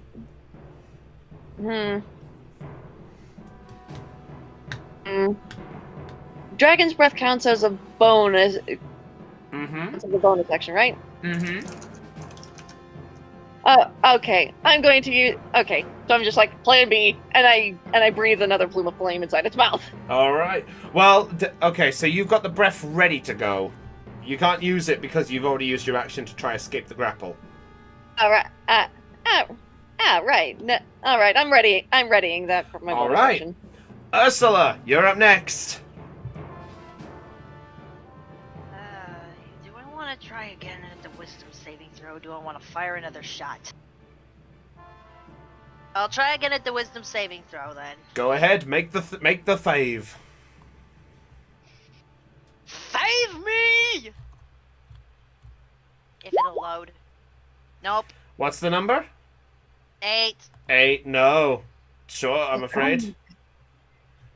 Well, I guess I'm rolling again then. All right. Also, I figured I'd put you Bell's music back on. I'm sorry. I'm sorry. I missed the tune. All right. So you make an attack. That's a dex, right? Yes. Dex with the short bow. 15 just hits. Roll damage. Yes! Oh wait, did I read that wrong? Okay, no, 15 clearly hits. Roll damage, not just. Sorry, looked at my number wrong. MB. That one, I believe. 5 points of damage again. You fire straight off it again, and it's looking a little more dented on its roof, and it's just sort of just. You can't tell, but it's sort of sulking like. All right, so before we get to the next bit, Secton, Trilly, or who's actually following the horse right now? Yo. I was. All The right, rest of us got it. so I think everyone except Trip, who's still at the tower. Who is currently not noticing that everyone left and is still holding her breath, so she's about to just shout in the air again. Fair enough then. So the rest of you there, you follow the horse. I'll say on the next. shit. I'll say on the next round, you guys can join in on the next round. Excellent. So, first up, the mimic again. The mimic is going to try again, Zelion, with you constantly still in its gob. It does have another action, but it can't use it with something in its mouth. Ah, crud. Okay. What are these? He's not having a good time right Did it roll? That is a 7. And not hitting me. Right. Yep, can't do anything else. Yeah. But I will say this: after the attack, the mimic is actually going to move. So Zelion, you are with it. It is going to move here. So Zelion, you're still with it, but as it moves,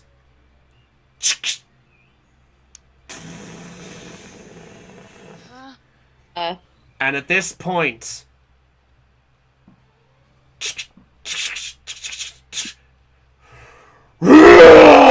as the manticore in the middle begins to breathe life.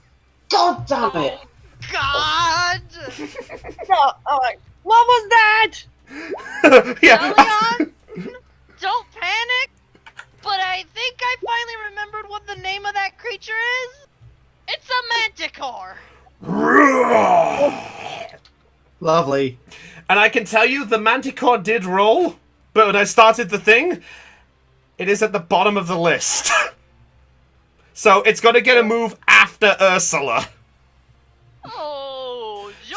So, Zelion, you're up next. Okay, hearing the sound of battle, okay, how long? Okay, hold up. How long does a spell last? Your phone tells you.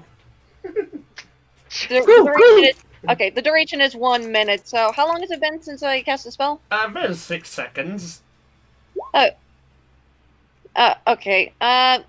Question: If I use my dragon's breath again, will that count? Will that count against my spells? Will that? You used it. So if you use the spell, it's an action. But because you use the dragon's breath one, that counts as a spell slot. So, okay. giving you the ability gives you the spell slot used up. But to use the breath, it's your one action. But just remember, Okay. if you use it, you can't use your action to try and get out. Okay, since I was preparing to breathe fire again, I breathe a plume of fire. I breathe one more plume of fire inside its mouth. So it's going for the dex save again.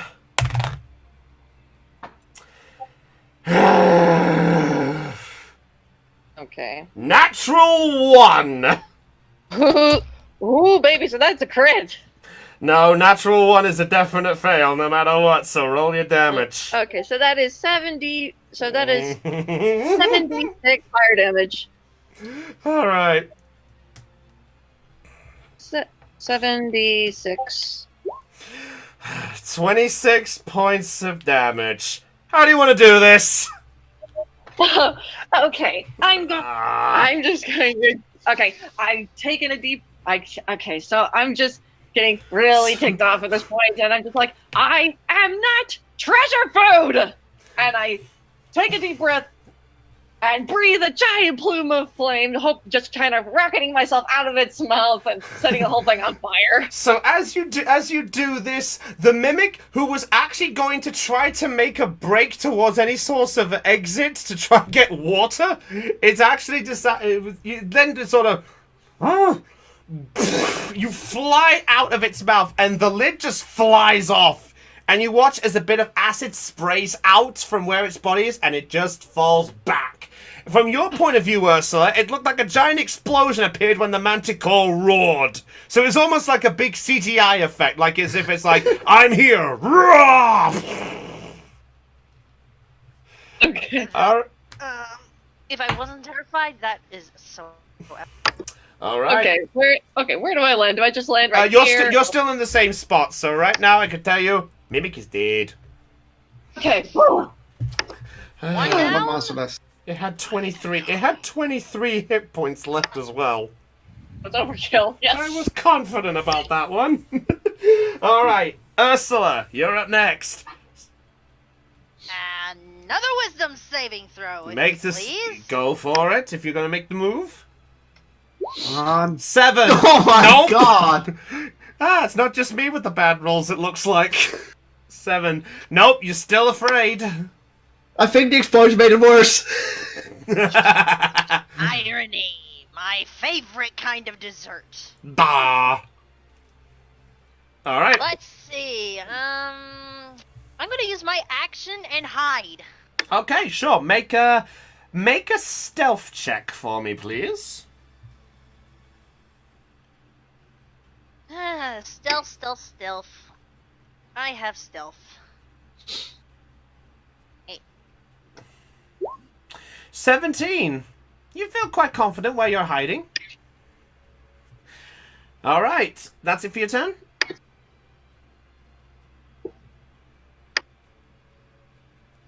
Heidi, is that for your turn? Yeah. Yep, that's it. All Sorry. right. Cutting Okay. out. It's all right. So now it's the Manticore's turn. The Manticore, who was Whoa, looking, whoa, who was whoa, look- whoa, whoa. You have to wait for Del disconnected for a moment. Now you can go. All right. Okay, So sorry about that. it's all right. So the Manticore, who was looking ahead and was looking for Ursula, is still stretching. Let's see if it actually notices her. No, it does not. Good. But noticing this scenario, it looks around and it goes after the only target it can see, which is Del. Also, I think the explosion helped fighting her. Yep. So Ursula's hiding has given Zelion as going from one to the next. Poor the poor guy. All right. I gotta get my stats on the Manticore up. Okay. All right. So the Manticore is gonna go 5, 10, and 15. As Zelion, you look up, still covered in a bit of acid. You look up, and there you see the lion's face just looking at you with a. Beep. So it actually. I wonder if you'll like this bit. It actually gets 3 attacks. I am not joking. 3 attacks. So, No. the first one is a bite. That is a 17. I use cutting words. Go ahead, cut the word. Okay, Okay, as a reaction, when Yeah, so it's a 17. Okay, you can expend 1 use of bardic inspiration. Okay, so what do I? Okay, so hold on. I need to. Okay, so. Wait. I just need to roll an inspiration die, right? Mm-hmm. And the number you roll is cut from the 17. 1d8. 7. So that's 7. So that's a 10 altogether to hit you. And I have a 14 armor class. So it goes for the bite and just misses you. It doesn't look happy, and it's going to go for 2 attacks with its claws next. So the first swipe. That's cocked. Oh no. Natural 20. Can I use will cutting words save me from the crit? No, it won't, because it's still 20, but it'll be 25 to hit you. I think I'm just gonna let. Oh dear. I think I'm just okay, so okay,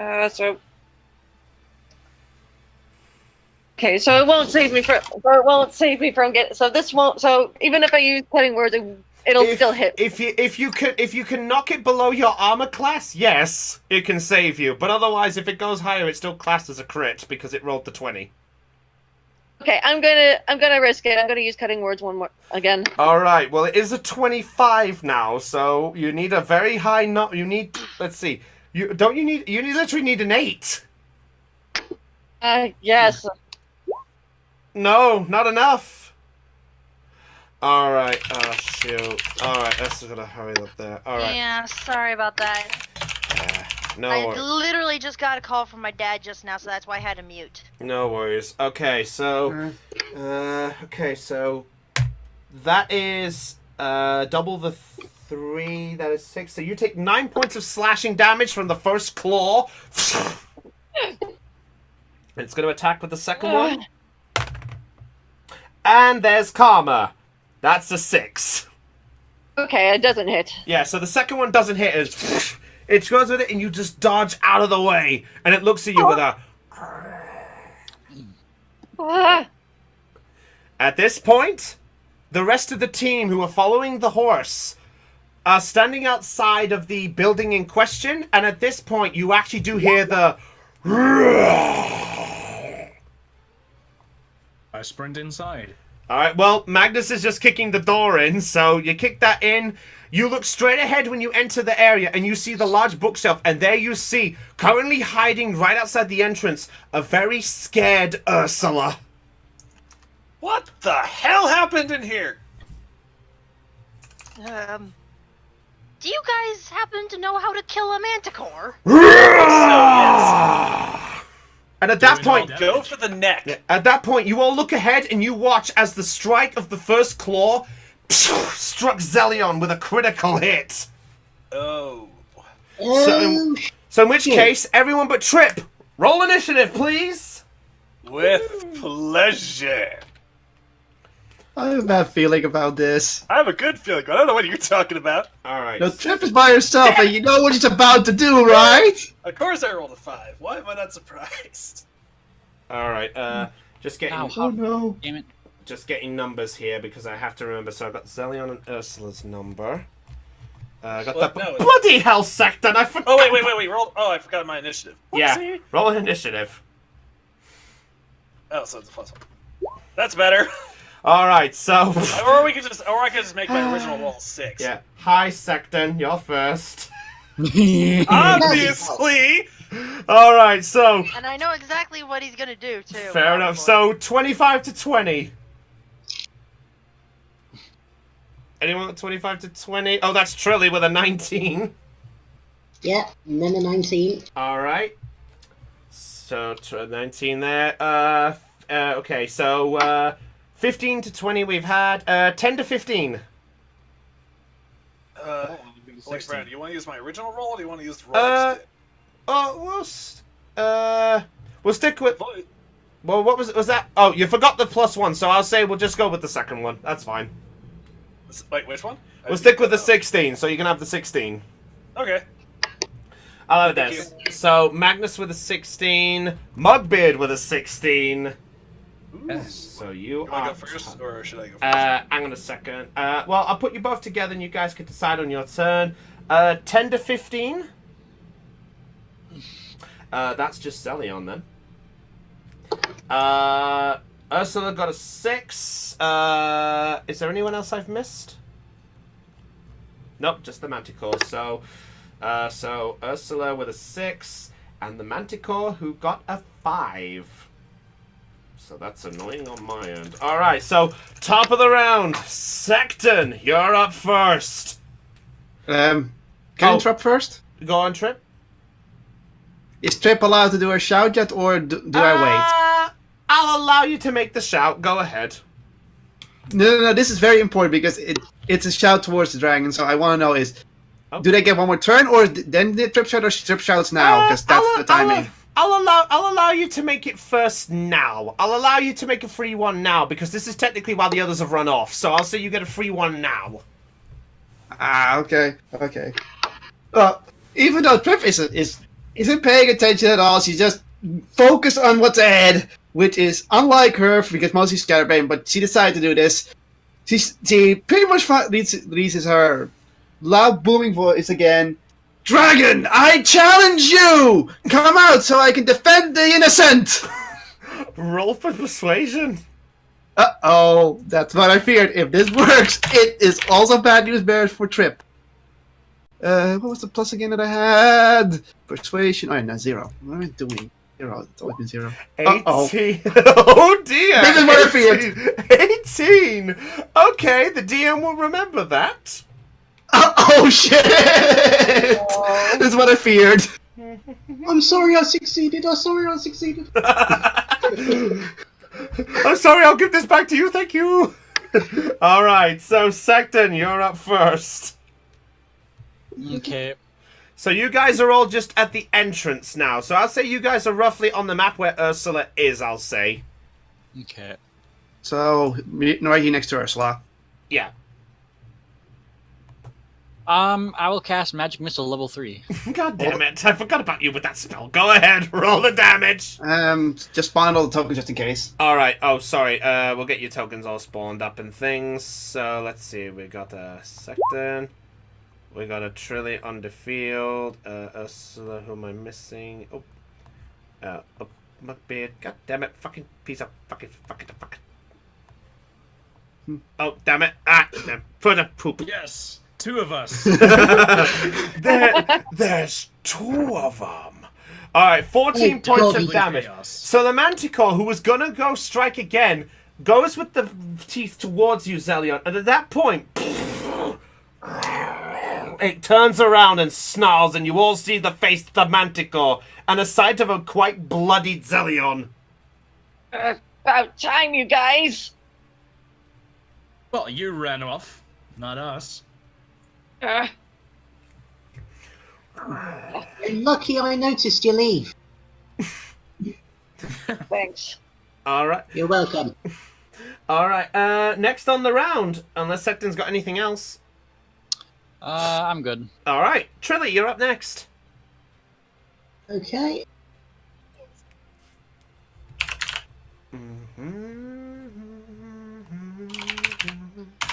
Goddamn Miss Music. Why do I like this music so goddamn much? I'm sorry. That's fine. Alright, so what you doing, Trill? Trying to get a distance. That would work. Good enough. I'm going to stay exactly where I am.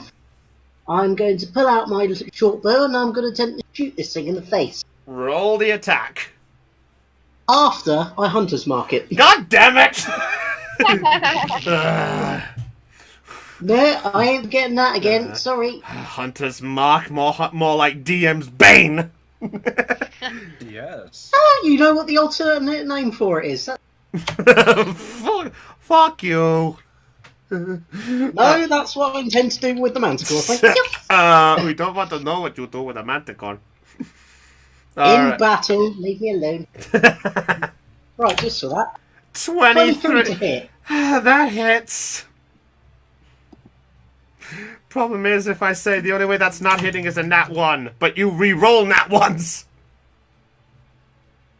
Well done. Yeah, so ticket. Okay, so that's 1d6 plus 4, plus another d6 for Hunter's Mark. And has the Manticore taken any damage yet? Yep, from Secton. Lovely, so that's a 1d8 from Colossus Slayer. I love being frilly. 12 points of damage. 12 points of damage as straight into the eye of the Manticore, just... And it just looks at you like a... Anything Frilly, else? looking a bit impressed with that shot herself, is going to attempt to go 2 for 2 and shoot it in the other eye. Roll the attack. At this point, I'm no longer hidden. Okay, fair enough. 17. 17 hits. Roll the damage. Okay, Poor Brownie. I wanted to 8 have... points of damage. I just wanted to have fun with the mimic, but no, it rolled bad for me! So I'm probably Okay, it's a good thing the DM has one more surprise then. Oh, no. Uh-oh. And it Yeah, involves, Another mimic of his. and it involves what Trip did, for the record. Yeah, that's what I feared. Oh no. Please tell me So Dixon we'll is up in that tower. We'll get to her in a minute. Okay, feared this. Trilly, you fire the shot and boom! Not in the eye, but it does get it close to its face, and it's just sort of... It's Trip. Alright, is that it for your turn? It's all yours, guys. It's all yours. Alright, Mugbeard, you're up next. Oh, Wait, no, wait, Mugbeard and Magnus, you got tie, so who wants to make first?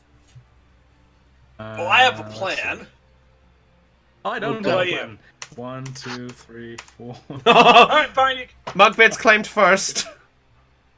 Wait, how many, each one of these tiles, how many feet? 5. Yeah, I it's just read very my tiny. attack for if it comes close to me. Sure. That'll be Oh, my turn. alright, Magnus, go. That's 30 right there. And I am also going to use a bonus. I'm going to use... Let's see what bonus actions I have. What bonus action do Oh, you wait, have? shit, I can only use it once.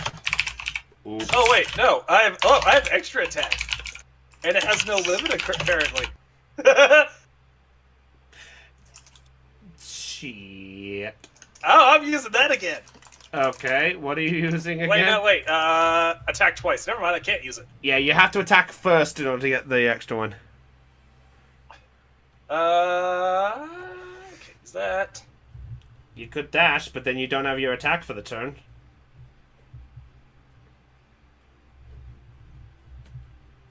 Oh, shit, actually, I'm going to save it. That's the end of my turn. Alright. Zelion, you're up next. So Zelion, bloodied and slightly acided from the mimic, you look up and you see the back end of the manticore, who's obviously got his eyes transfixed on the other prey that have come into the room.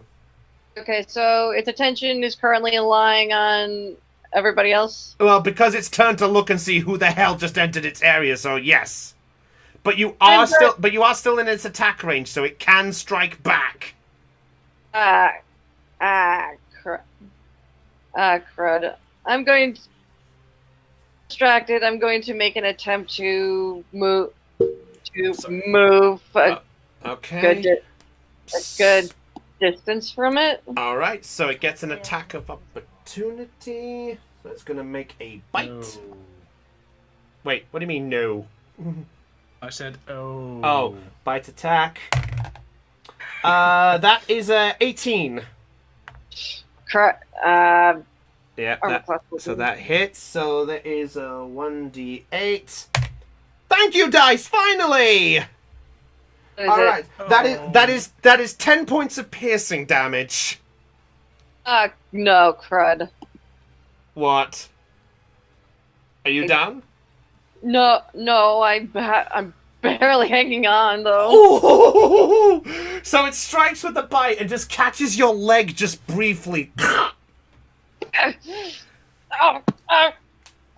now you all see the sight of Zelion torn up and slightly dripping. Oh, okay. I have had it up. I have had it up to here. I turn towards the manticore, and I'm within a good distance of it. So okay. How long has it been since the battle started? Right now, it has been, let's see, about a number of turns. It has technically been, I'd say, nearly about, I'd say it's just coming up to the minute at this point, give or take. It hasn't been a full Not minute yet. No. I'd say another 2 rounds, and I'd say with the time it's been. Okay, so I still have Dragon's Breath. Yeah. I know I did my maths a little wrong, but I'm just giving it for the sake of you guys catching up. Okay. Oh, sorry. Okay. Okay. 4 rounds. 4 rounds left before the minute's over. Okay, so... Thank you, Raven. Okay, so I take a deep breath. Fire at the manticore. Okay. So that's Dex again. Dex 14. That is a 19. Yes, Okay. my beast lives. I think. Actually, it takes half as much damage on a successful one. That's why So That's why I said it lives. I think. okay. 46 fire damage. You gotta go.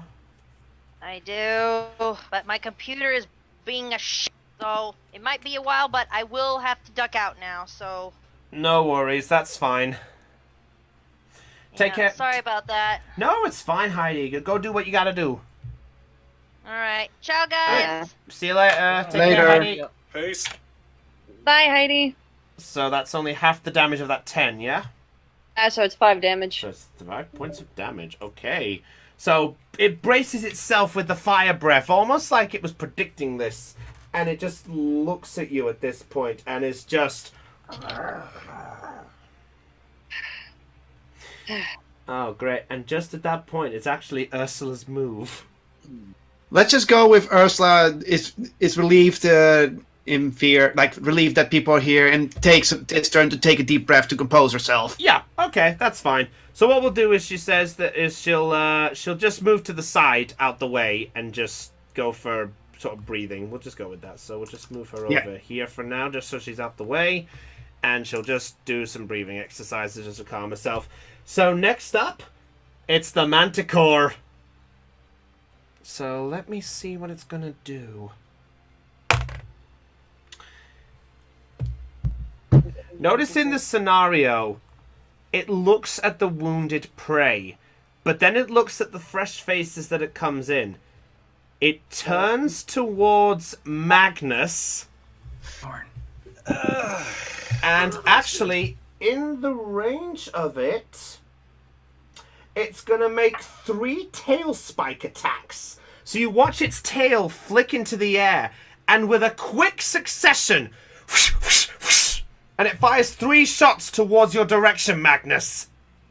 Alright, roll for armor class. Alright, first one. Natural 20! Of course it was a 20. So that's a 25 for the first. Jesus. Should I roll? Do you want me to roll all 3 now, or should I just do... Might as well. Alright, second one. Second one is 17. Misses. Barely. And the last one is 23. Well, shit. So 2 hit, 1's a crit. You down with that, Professor? When I killed your barbarian? I killed the orc. I'm not a barbarian, damn it. I know. I killed the orc next. Alright, so this one's the first. Yes! Yes! How much is it? So that's an 8 doubled plus 3. That's 19 for the first one. Meh. So 50 HP. we'll see what you got left. So the second one. The second one is 9 points of damage. So the first, so 28. the first one, straight into your chest. It sort of pierces almost close to your heart. The second one, ping, flicks off your shield, almost like it landed sort of near Mugbeard. And then the third one, with your deflection, you're like, I got you. Oh. And it pierces you right into your other side of the chest. Not as effective, though. I am down to less than half my HP in one go. Fear my beast. All right. Trip. Side note, I'm really glad we have those healing herbs. Yeah, I'm glad. I know for a fact that- Trip shield. Shit! We're gonna get to a new area, I guess. No, we're actually going to stay with the tower. I haven't actually got the tower ready for this because I didn't think you were actually going to do this. Hello to the Trip. group there. All right, so Trip shield. You called out, and at this point, you hear a noise. Oh no. Trip just like Trip gulps for a moment, but quickly grabs her shield and hammer out in preparation. Just she knows what she did. Then she looks around and then notice she is by herself. Yep. And at this point, And she sighed but holds up ready because she knows this means bad. Yep, and Trip, at this point, you hear the familiar cackle that you heard back at Hope Key.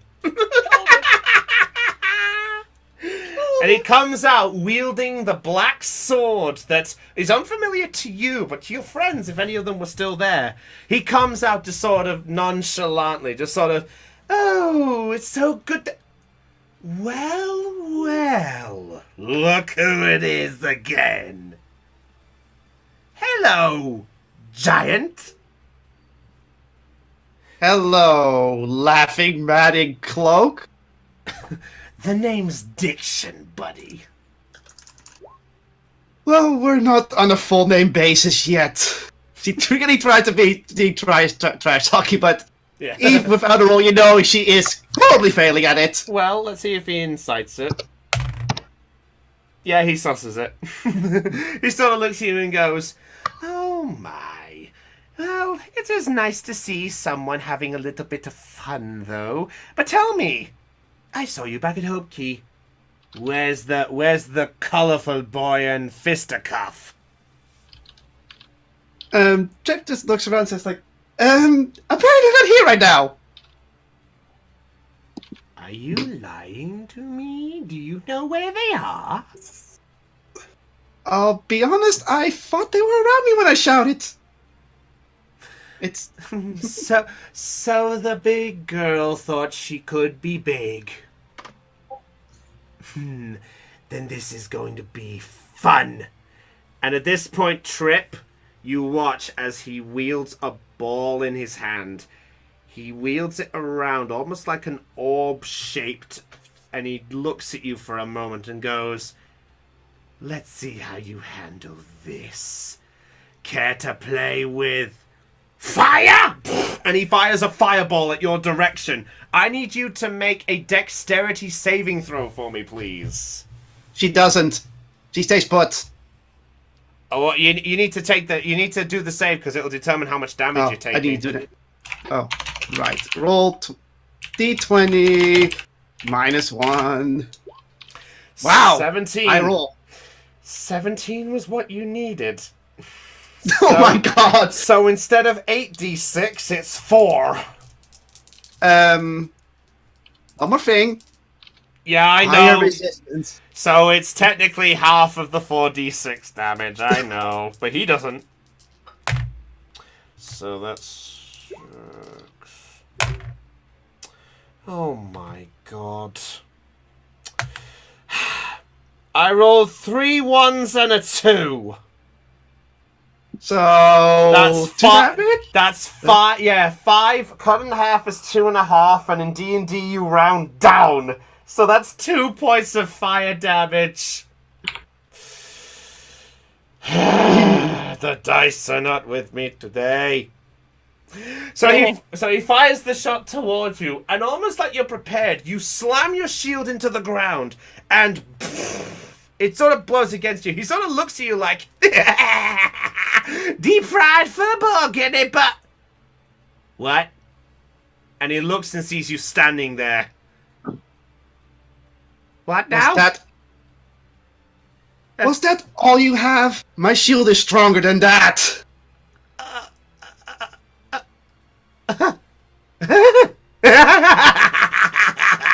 Oh, they got some bulk, I see. Well, unless you can get through my own force field.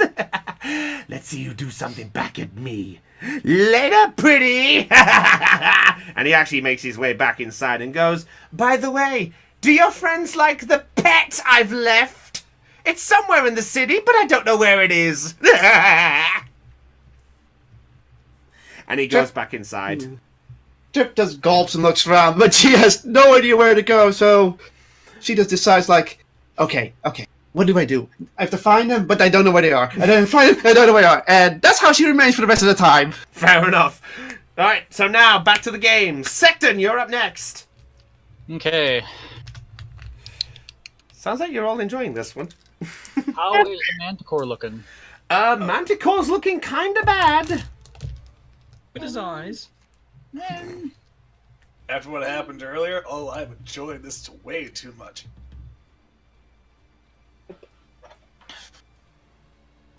Hell?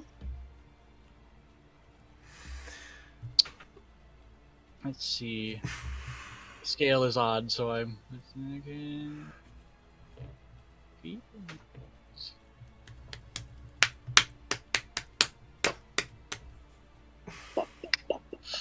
I will move up 30 feet. Okay, moving up 30 feet. I think that's 30. Wait. Yeah, it's... Yeah, you got another... Yeah, you're just about there. Okay. Yeah. And I will cast another magic missile. Just stop with the magic missiles. Roll the damage, then. Oh, somebody started D&D because of us. Oh, thank you so much. That makes a lot to us. Thank you, my friend. Yay. What'd you choose? Oh, that actually fills me with kind of pride. And I need to add 4 to that, so that's 20. Oh my god, 20 points of damage. Newsflash, Secton, overpowered as shit. Newsflash, DM's gotta try harder. DM's got a beast. Yeah. Gotta change the HP of that Manticore like he did to Magnus. The worst part of it is, I did that before you guys joined in. Oh dear. And it is actually looking kind of bad. Wait. The Manticore was already beefed up? It was beefed up. It was actually beefed up before you guys even joined. Good. I'm not even telling you how much, but I'm telling you the damage is not buffed, just its hit points. Alright, with that, is that it for your turn, dude? Yep. Alright. Trilly, go! Really doing so things like missions in and Magnus beating up. Trilly's gonna level up and shout, "Get away from my friends, you furry bastard!" Alright. Are you gonna make an attack? Yeah, it's already been marked. So. Oh, make a roll then. Ooh. Natural 1! Wait. Oh, I get to re-roll natural ones, thank you. I was focusing on the 10. I even joked about this! Don't you dare I love being a halfling. 20. Oh, goddamn. 19. 19. 19 hits, roll damage. Goodness. So, Crimson is a half-orc barbarian. His first kill was a bear owl by ripping its head off. Okay, that's pretty badass. That's not bad for your first ever kill. Congratulations. 19 points of damage. Barbarians do. Yep. You strike against it, and it sort of stutters for a little bit and stands. It's like... Yeah, that's more where that came from, ugly. It's looking bad. Alright. Teeth. Is that a 13? Unfortunately. 13 just misses! So you fire the shot, but in its stuttering, it flicks its wing, and the wind from the movement blows your arrow up into the air and doom, straight into the ground. Shit. Alright, is that it for your turn? Yep. Alright, Mugbeard, you're up next. Okie dokie. 1, 2, 3, 4. Alright, you're right. Say hello to my little quarterstaff. Say hello. Also 1. 18, that hits, and that's Oh, 8 shit. points of damage. Okay, fair enough. Oh, bonus action. 15, yep, Two that attacks. hits. That's 14 in total. Okay. Yeah, he's looking bad. Let's see. Oh, I know for what I'm gonna do. blows. 9, nope, that misses. And I got another one. I'm sorry. You're doing 4 attacks? What is this Oh, shit? That one This is hits. flurry of blows. That's 6 points of damage. So, in quick succession, thwack, thwack, and boom! Right into the Manticore's face. It is bleeding like mad. 5, 6, 7. There you go. All right. My turn! Yeah, it's Mugbeard's turn. Magnus's How turn. dare you confuse me? Sorry, you're both M's and heavy hitters. Roll, go. It pays to be that. I'm not even supposed to be a heavy hitter. 25! I'm not gonna use my shield now. It's disengaged. I'm pulling out my greatsword. Oh no. I'm cutting this thing's head off. Oh fucking hell, we're going critical roll on this. Alright. Truly, Aeon knows what I'm on about. Okay. Also, it's a two-handed weapon, so my arm class is now 16. Okay, so your armor's gone down, but you've got more to you. Okay, roll your attack. And I got a bonus action, too. I got a bonus attack and action surge. I am praying that these all do badly. It's me. The odds are pretty much in your favor. We'll find out. Yep, true. I hope so. Roll the first. That's a 10. That's misses. a 10. That one misses, so Action surge. attack again. Oh my hell! Double 10s! And then I'm going to use okay, then. I'm going to use extra attack. All right, roll. What the hell is this? What is this crap? You got 3 10s I in a got row. 3 identical. Wait a minute. Can I say something? Can I say something? Okay, see, I'm doing it right. Yes. What the hell is this shit? You got. Well, I guess you had a lot of attention. Oh! You got 3 and 7 too much. Identical rolls. Are you feeling tens? Stop. Stop. Well, this battle's really making me feel on tenterhooks. Yeah. Okay, I give that joke. I give that joke a minus 10 out of 10. Okay, wait. I got one more. I got one more. I got Go one on, more. go on, For Del. posterity. Okay, this battle's getting very. She cut out on the joke. Oh. I said this battle was getting intense. No. I figured that. I tentatively want you to stop now. No. I hate all of you. Number pun. Right, if it makes you feel any better, somebody rolled 3 nat 1s in a row. Nah. Not I here, but someone did. Hello, Heidi. I love the fact when I rolled 2 net 20s in the same time. Yeah. Best roll ever made. Oh, don't worry, Heidi. Don't worry. You got the next one. We promise you. All right. Magnus is done. Zillion, you're up next. Oh, it's my turn. Yep. Please kill this thing before it gets me. Okay, so where to go? Where to go? I will tell you I right will- now, the body is the bit you can hit. The wings are up in the air, for the record. So you can get underneath where the wings are. The body is where you need to stand. Okay, hold on. Just need to look through my Repertoire? my repertoire. No, that's not. That's not. Probably not gonna work because none of them. The Manticore doesn't have anything that can frighten or charm people, does it? Can't say. Okay, I'm not gonna assume anything. Its attention is okay. I'm not in its hitbox, right? No. Right now, Magnus is the only one who's in its range. Okay, so I'm going to go. Right. here, All right. and I'm going to breathe another plume of fire, avoiding, just aiming for the wing. Okay. If you hit me, I'm. Wait, does it hit a cone? Hold up. What do you mean hit a? Okay. What's the damage for your for your breath? It's a 4d6 normally, but if it No, fails... no, not damage. Range. Is it a cone? Is it a line? Is it what? It's a cone within 15 feet. That means Magnus is in the range. It doesn't discern friend or ally or enemy. It goes straight for whoever's in it.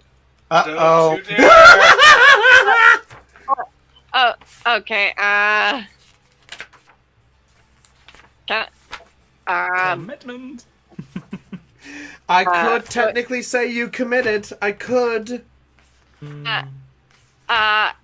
Actually, I'm gonna use dragon. Actually, I'm not gonna use dragon breath. Seeing that Magnus is there, and I instead. Yeah. Okay. Actually, this isn't going to actually hit. Actually, what I'm going to do next, I'm going to pull out my flute, play it, daggers, right on top of the manticore. Are you gonna cloud of daggers? Okay. So cloud of daggers right on it. Whereabouts on the manticore are you doing it? On its head, its body, its wings? Okay, it's within a box, right? Yes, a 5-foot box. Okay, so I'm going to aim for the head. The head. Okay, I got that. Bip. Okay, and I'm going to be using 3rd level cloud of daggers. Okay, so how much damage would that be? Would be, let's see, that would 3rd level. It is 6d4 damage. 64. Bloody hell. Right. Okay. That's it for your turn then. Yeah, 64 slashing damage. Yeah, that's it for my turn. All right. Ursula would be up next. Let's see. I'll tell you what. For the sake of it, I'm gonna have Ursula do an attack with the bow, just for the sake. She's more calmer because everyone's here, so I'll just say an attack there. That is a 3. So no, that does not hit, unfortunately. Dear. She's still too startled. Yeah, she's just slowly getting back into it. She's just trying to find her aim. Hope that's alright, Heidi. Next up is the Manticore, and it's starting its turn, so Del, roll your damage. Okay, so 60. Okay, so rolling. Please kill 64. 13. It is barely hanging on. You're kidding. I am not joking.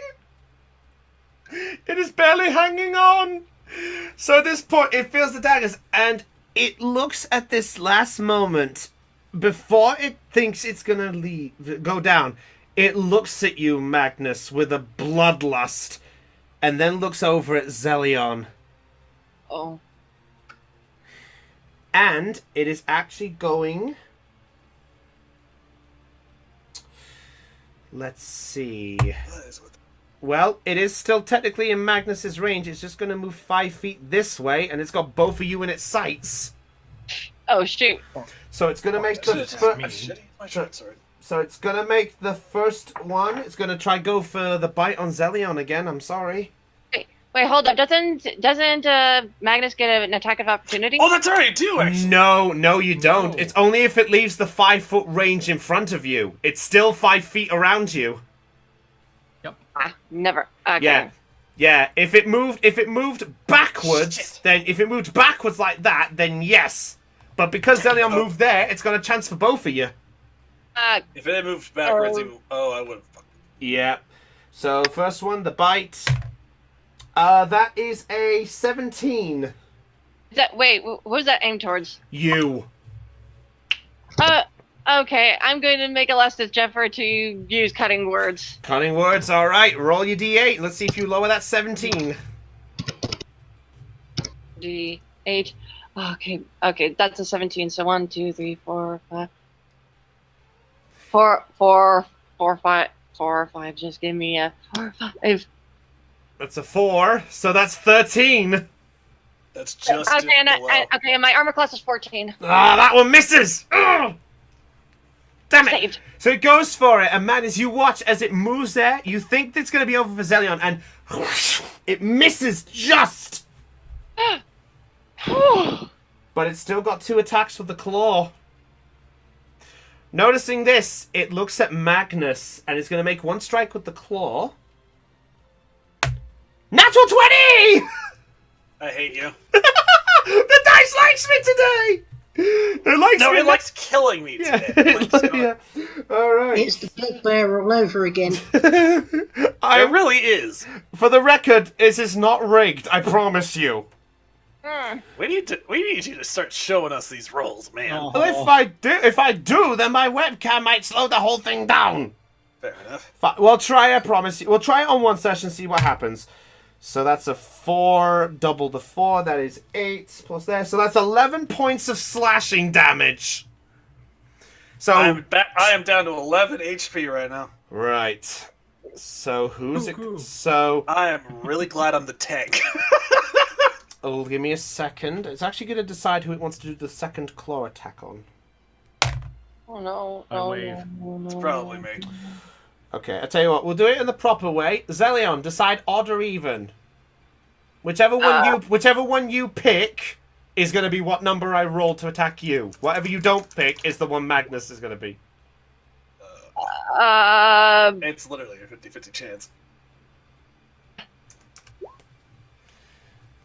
What are you going for, Adele? Said odd. Odd. All right. Let's see what it is. It is an even number. Magnus, Of you're the course it target. Of course it is. For the record, it was a 2.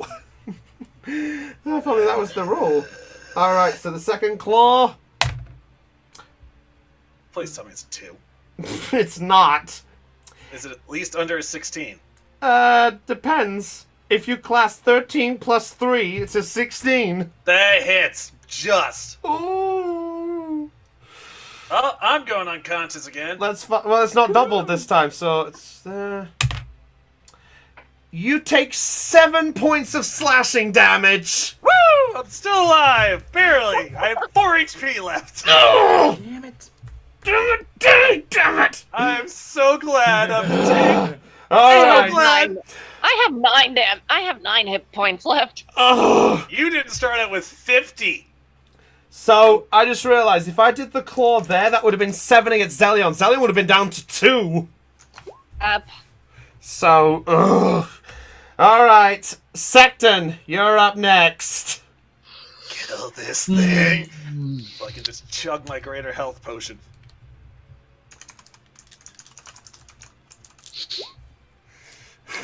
See how far away I am from him. Just use magic missile, damn it. He has another one left, if he does. I use magic missile level 2. Secton, It's dead. roll the damage. Wait, how many what's do you do this time? Oh god, it's +1 for every level above 1, and the original is So three darts, so it's 4 darts. So that's 4. That's 4d6, right? 4d4 plus 4. 4d4 plus 4. 4d4d4. Bork. So you can't roll lower than an 8. 14 dead. points of damage. It's dead. It's got to be dead. How do you want to do this? Thank you. I Thank throw you, my hand Secton. out. The magic missiles fly towards Manticore, but they don't hit it. What? Okay. Just as they go past the Manticore, they flip back around and bust through the back of its head and blow off. You're gonna do a boomerang effect. All right, sure. So Magnus and Zelion, as you're both standing there, sort of bloodshedding and wounded, just as the Manticore raises its head, you both feel the light behind you. You glance behind and you watch Secton lower the magic missiles. They fire towards, and they just brush past it. How did you miss? And at Don't this, say Dead. anything. Oh, what's it? And at that point, Secton raises his fingers up. And at that point, the Manticore, with a bite just about to slam against Zelion, the Manticore then has four bolts smack against the back, but the fourth one doesn't blow up on the back. It goes right through the skull of the Manticore and straight out the mouth. And with it, the Manticore falls dead. Okay, I apologize for my previous statement. Don't dilute it. Of course you are. I'm chugging my health potion. Yeah. Didn't pay attention to the DC and didn't want to miss. In other words, I wanted to fire things. Yay! Overkill. Must. Level 2. I cast level 2 Cure Wounds on myself. Okay, fair enough. Alright, with the healing potion, what do I roll? If it's a healing potion, is it a normal or a greater? Greater. Let's see. Normal is 2d4. I think it's 4d4 plus 2, I think? Or... Greater healing 44 plus 4, yes. Oh, I remembered. So Zelion recovers 15 hit points. 9. And Magnus recovers 9. Alright, 4d4 plus 4. 4d4d4. Oh, I'm back. Oh, I'm so up to 11. 13 HP. You got 11 hit points back. Alright. So as you guys are recollecting yourselves, there is a sudden tremor once again. But this time, not the tremor that you guys are aware of. As you hear from outside...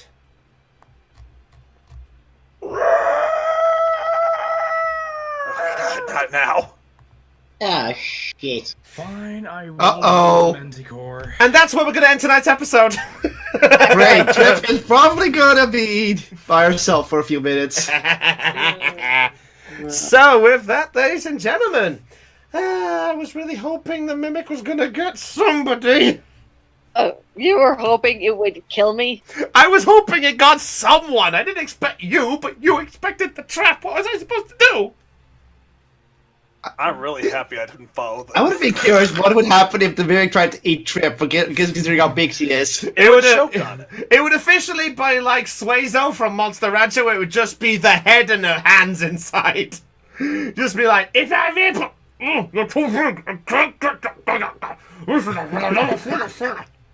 Alright, but with that said, ladies and gentlemen, the perceptions rolled low. Guess it's time for us to go. So I hope you guys have had a blast. Tell me, guys, what did you guys think of today's episode? Satisfying. Really enjoyed it. I'm glad.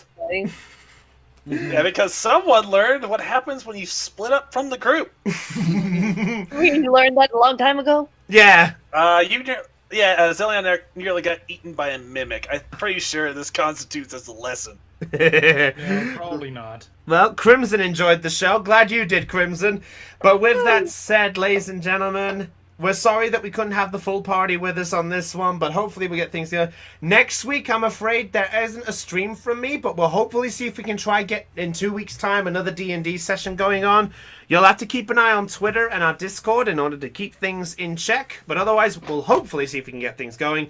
But until then, guys, what dangers have Trip caused, and what was the source of that roar? Will Ursula be able to get over the traumas that the past had affected her? And more importantly, will Zelion be able to avoid splitting from the party and not having a near-death experience? Again. Ursula technically split from the party herself. You both did. It was a mistake on Yeah, both but your parts. Ursula didn't get hit, though. I wasn't expecting a mimic, Always okay? Stab the chest. But we will have to wait and see what happens. But until then, guys, it's goodbye from your Dungeon Master, Brownie of the Joy Charge Gamers. It's goodbye from Raven. Hello. Oh no, Fra- bye. Apparently I didn't hit him hard enough. Let me get the Manticore back. Goodbye from Dell. Buddy. Goodbye from Aeon. See ya. Chopper. Later. Secton. See ya. And Kotlol. And a goodbye from Heidi as well, who left us earlier. But the question is, what have we got now? Oh, I told you I had this ready for weeks. Yeah, honestly, it was a good session. I'm glad you enjoyed it. But anyway, guys, this is Brownie the Joy Charge Gamer signing off on Let's Play Live Perception Check. Stay charged and catch you all later. Goodbye. Hello. Later. Yeah. Yeah.